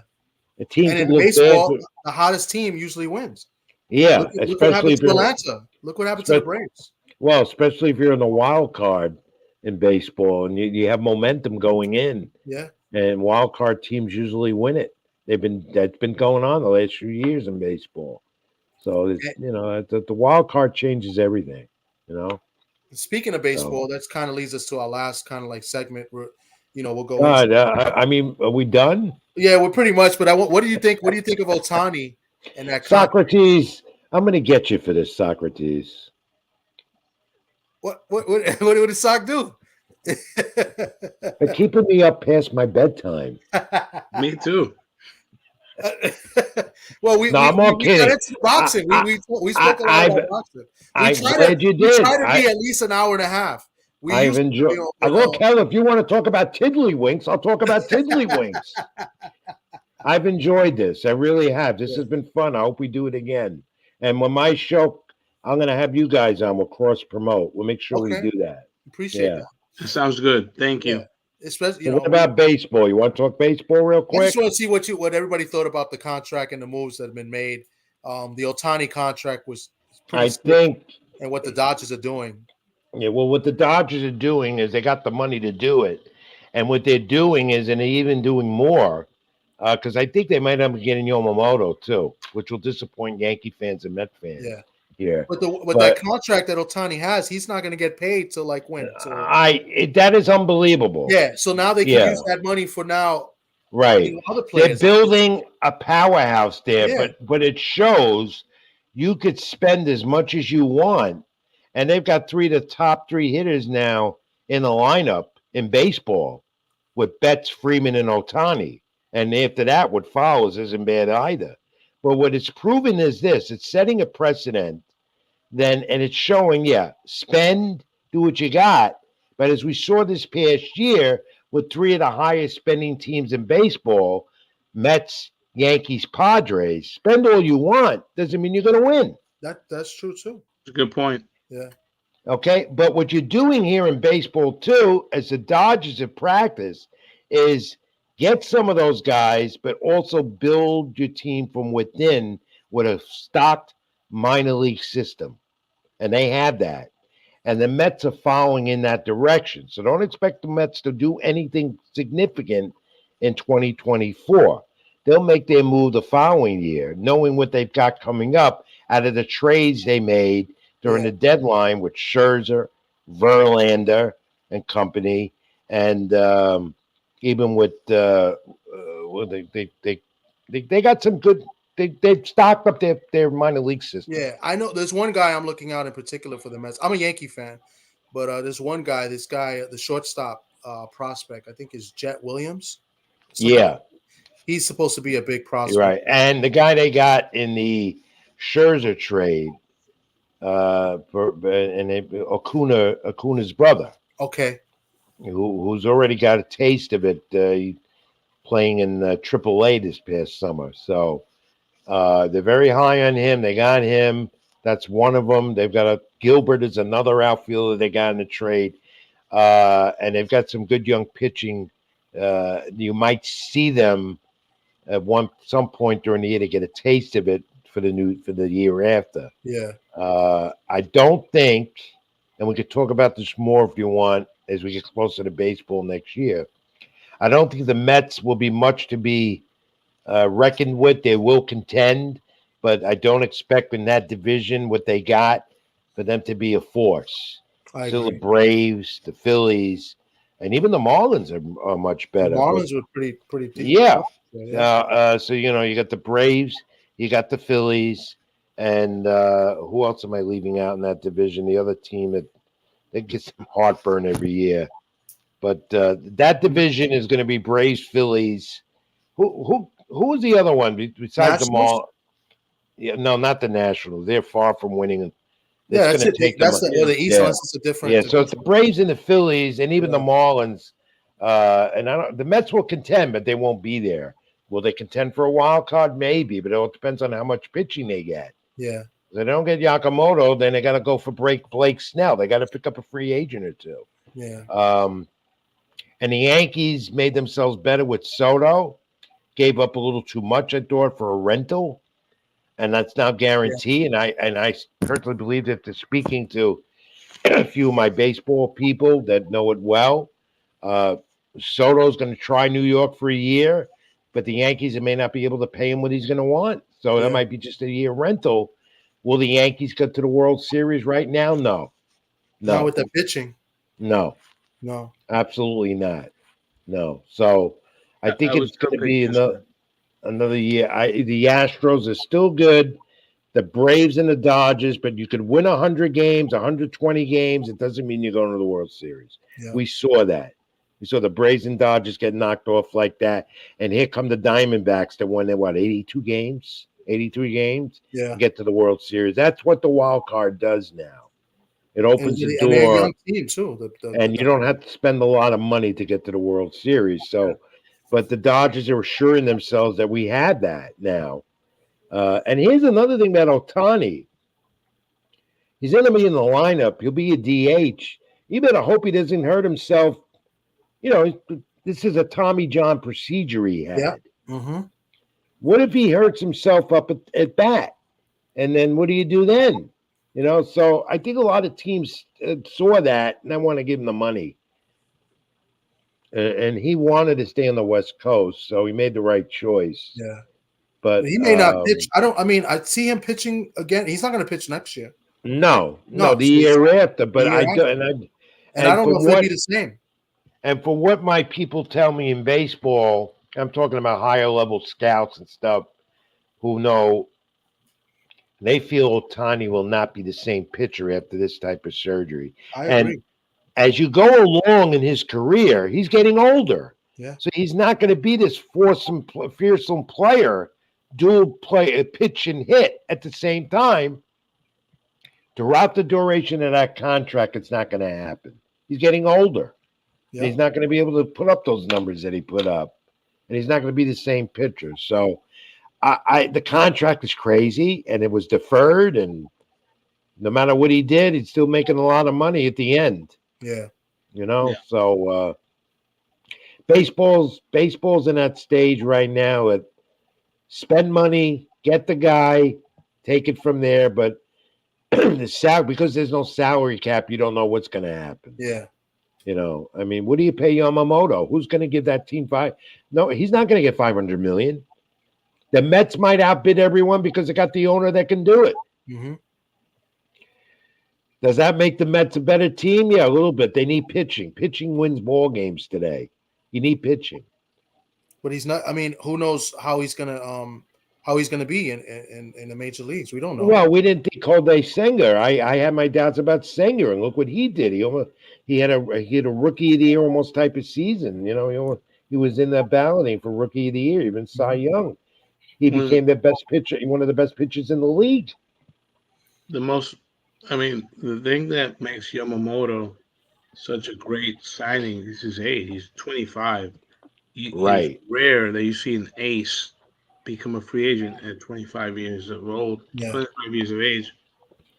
But what concerns me is the mileage on that arm. Yeah.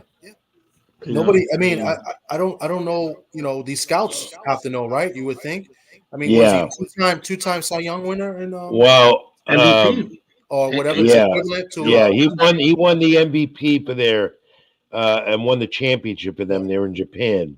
But we don't know how he's going to be, in baseball. That's been a question, and it's a good point, and I brought that up to the scouts I know because of there is a difference between the pitching rotation they have in Japan to what they do here, and also the mound is different, the baseball is different, the ballpark dimensions are different. Yeah, they said that about Senga. They've been saying that for the longest, even with Matsui when he was a Yankee and all the Japan products that came in with the Yankees. But they've proved that they can do it. They proved that they can come here and be all-stars as well. Mm-hmm. So that's why this Yamamoto is a very high commodity, and he's wanted. And he's going to go to the team that gives him the best money, the best deal. I don't know if the Mets are his preference. That's just it. Yeah. They'll give him the money, but the preference may not be. He might want to play out there with the Dodgers. He might want to go cross town and be with the Yankees. Yeah. We don't know. We're Look at going to the know Dodgers. soon, though. That's another note. The Dodgers signed Glasnow. I'm not That's high on right. Glasnow.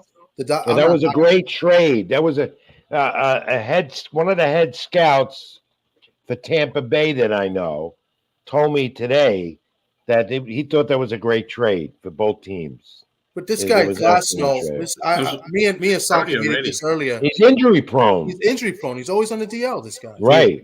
And I noted this also.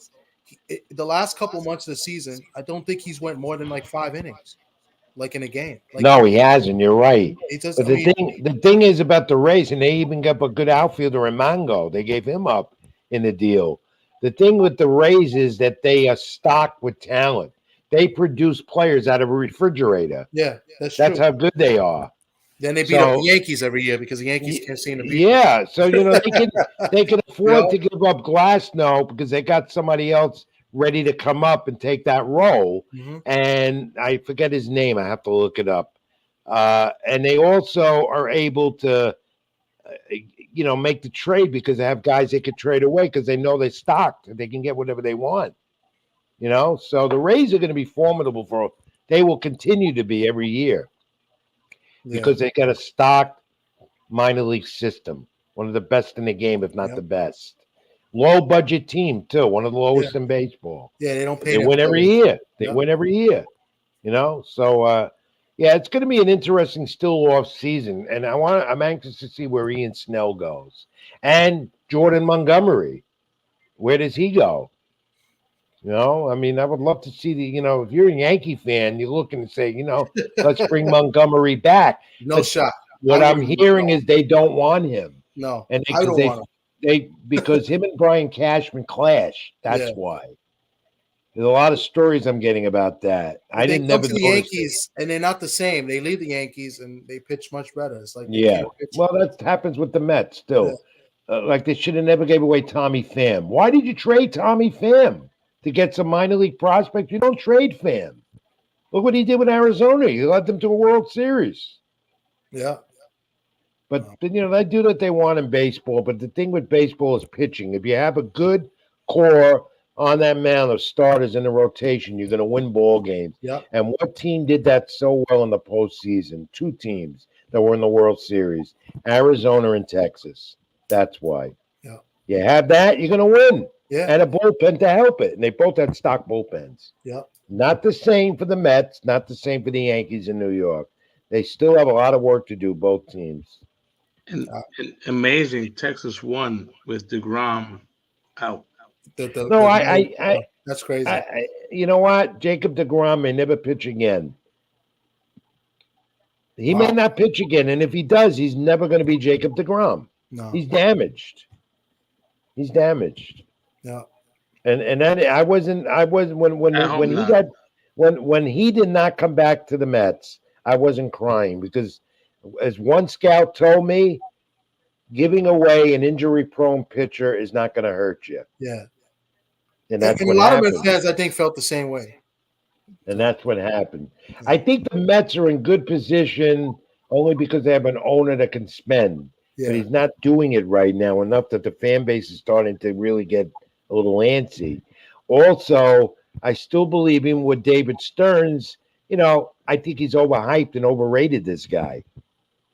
Okay, because what he did with the Brewers. I think he's overrated. Met fans want to win now, not next year, the year after. They want to win now. I agree. They're tired of losing. I'm a Met fan. I can tell you that. Yeah. But baseball is interesting. It's a long season. Anything can happen. And I think still here in New York, Yankees and Mets have a lot more work to do. Yeah.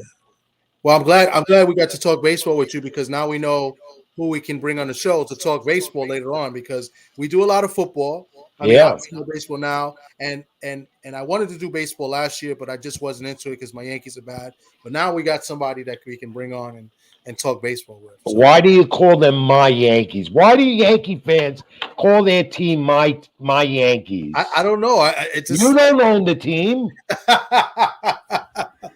It's just something I do. My Hawks. Well, get away from that. You're doing a show now. It's not my team. Don't be like those guys on WFAN. My team. But I'm not. Let me. One thing though, Jerome, I'm not biased with my teams. I tell it like it is. I Jerome don't. from I the don't. I Bronx. don't. You know. I don't. You know. I don't sugarcoat my team. I tell it like it is. If the Yankees stink, I'm going to tell you the Yankees stink. If Seattle stinks, which they do, I'm going to tell you they stink. And I'm going to tell you who they need to get rid of. And like the defensive coordinator's got to go, and I'll go into it. So I'm not biased, and I don't lie for my team. I don't cap for my team. I tell it like it is. They're still my Well, you know team, what? but I tell Yeah. it like it is. I'm not You're a biased. loyal fan. That's what Yeah. it is. You're a loyal fan. Yeah. So And loyal Sock will fans. tell you. Sock would tell you when we have a group chat, we talk sports, like they get mad at me because I always criticize the Seahawks like every day. The Seahawks could be like, they were 6-3 at one point, and I was criticizing them. And it was like, you should be happy. Your team's in the playoffs right now. Well, I guess I was right because now they're 6-7. Well, contact Scott Engel, and he'll tell you how he feels. I'm definitely going to do that. Scott But, Engel. I think we're going to close up because we've been on for like. Anytime you guys want me on, I'm here for you. Just let me know in advance. Socrates, it's been great reuniting with you. I've known him for years. Thank you.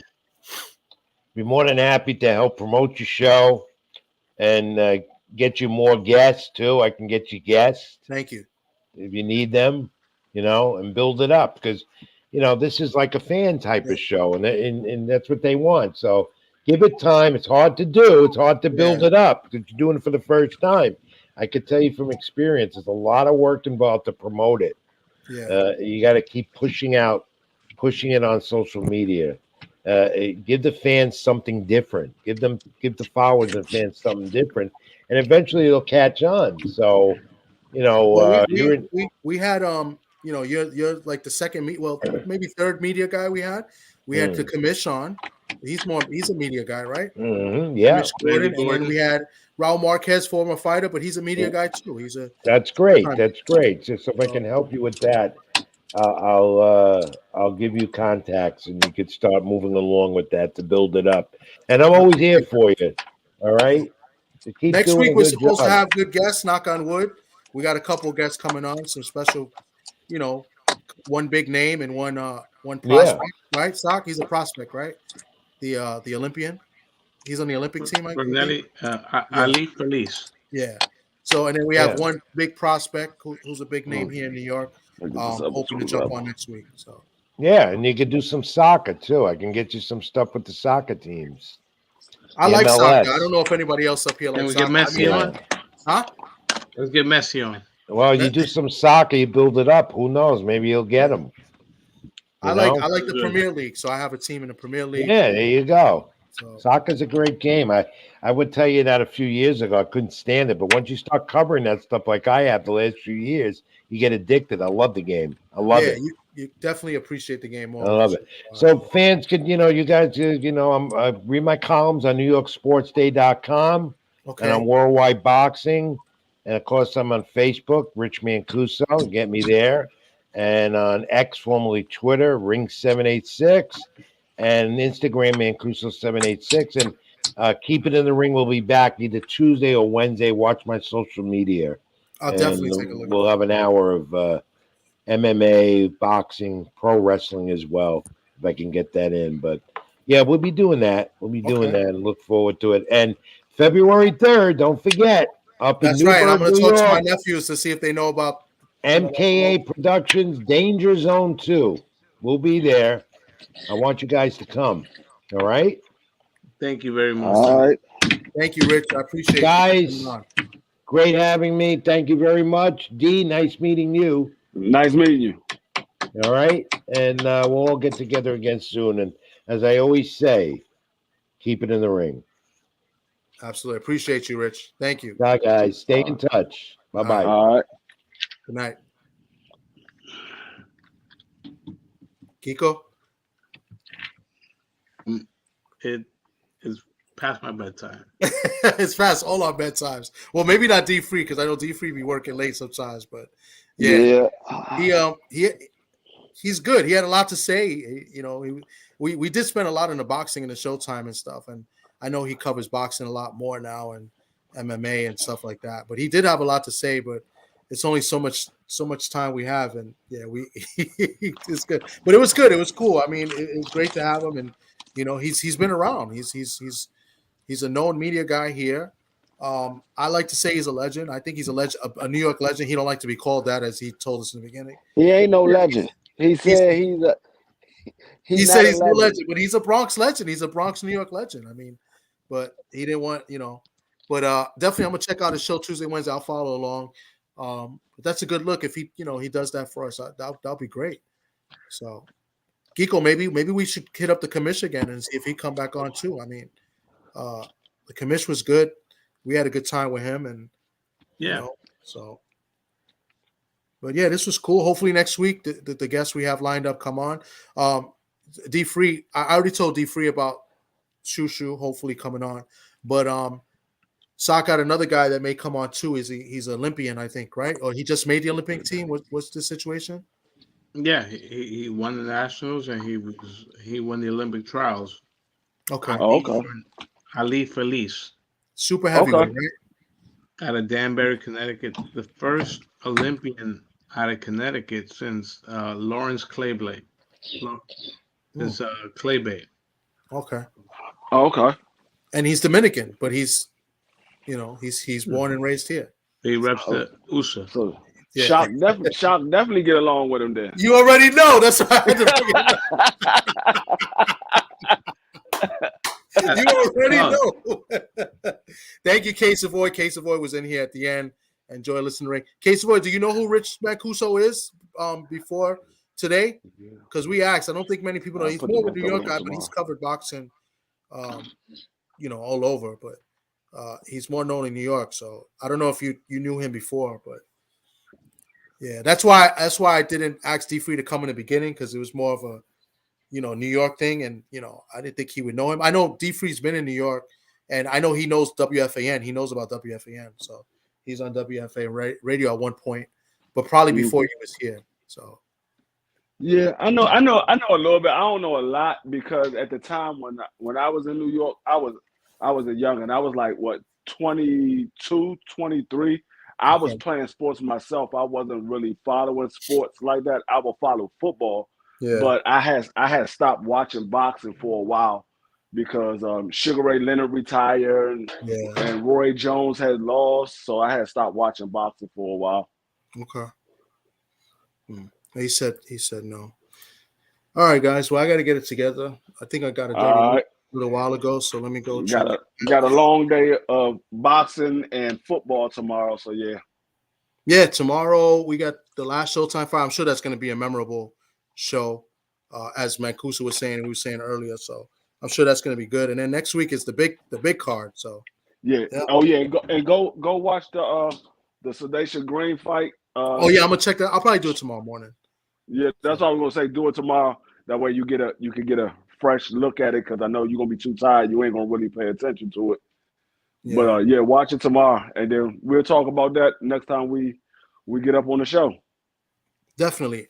I'll probably talk to you probably tomorrow night if you guys are on after the fights, and then we definitely talk if we get everything confirmed. I think we should all meet up next week. Not meet up, on the phone, and kind of see how we approach the all right, that's cool. I know Sock is falling asleep, so we're gonna go. Thank you guys for coming on. I appreciate you guys as always. Thank you for everybody that came through. Shout out TWT, the family, and shout out to the Bronx logo. As you see, I got my Bronx Kid hat, Boogie Down Bronx. Shout out to my man Jose in the Cultures Gallery. I'm out. We out. We'll see y'all next week. Triple T. Geeko, D Free. We out.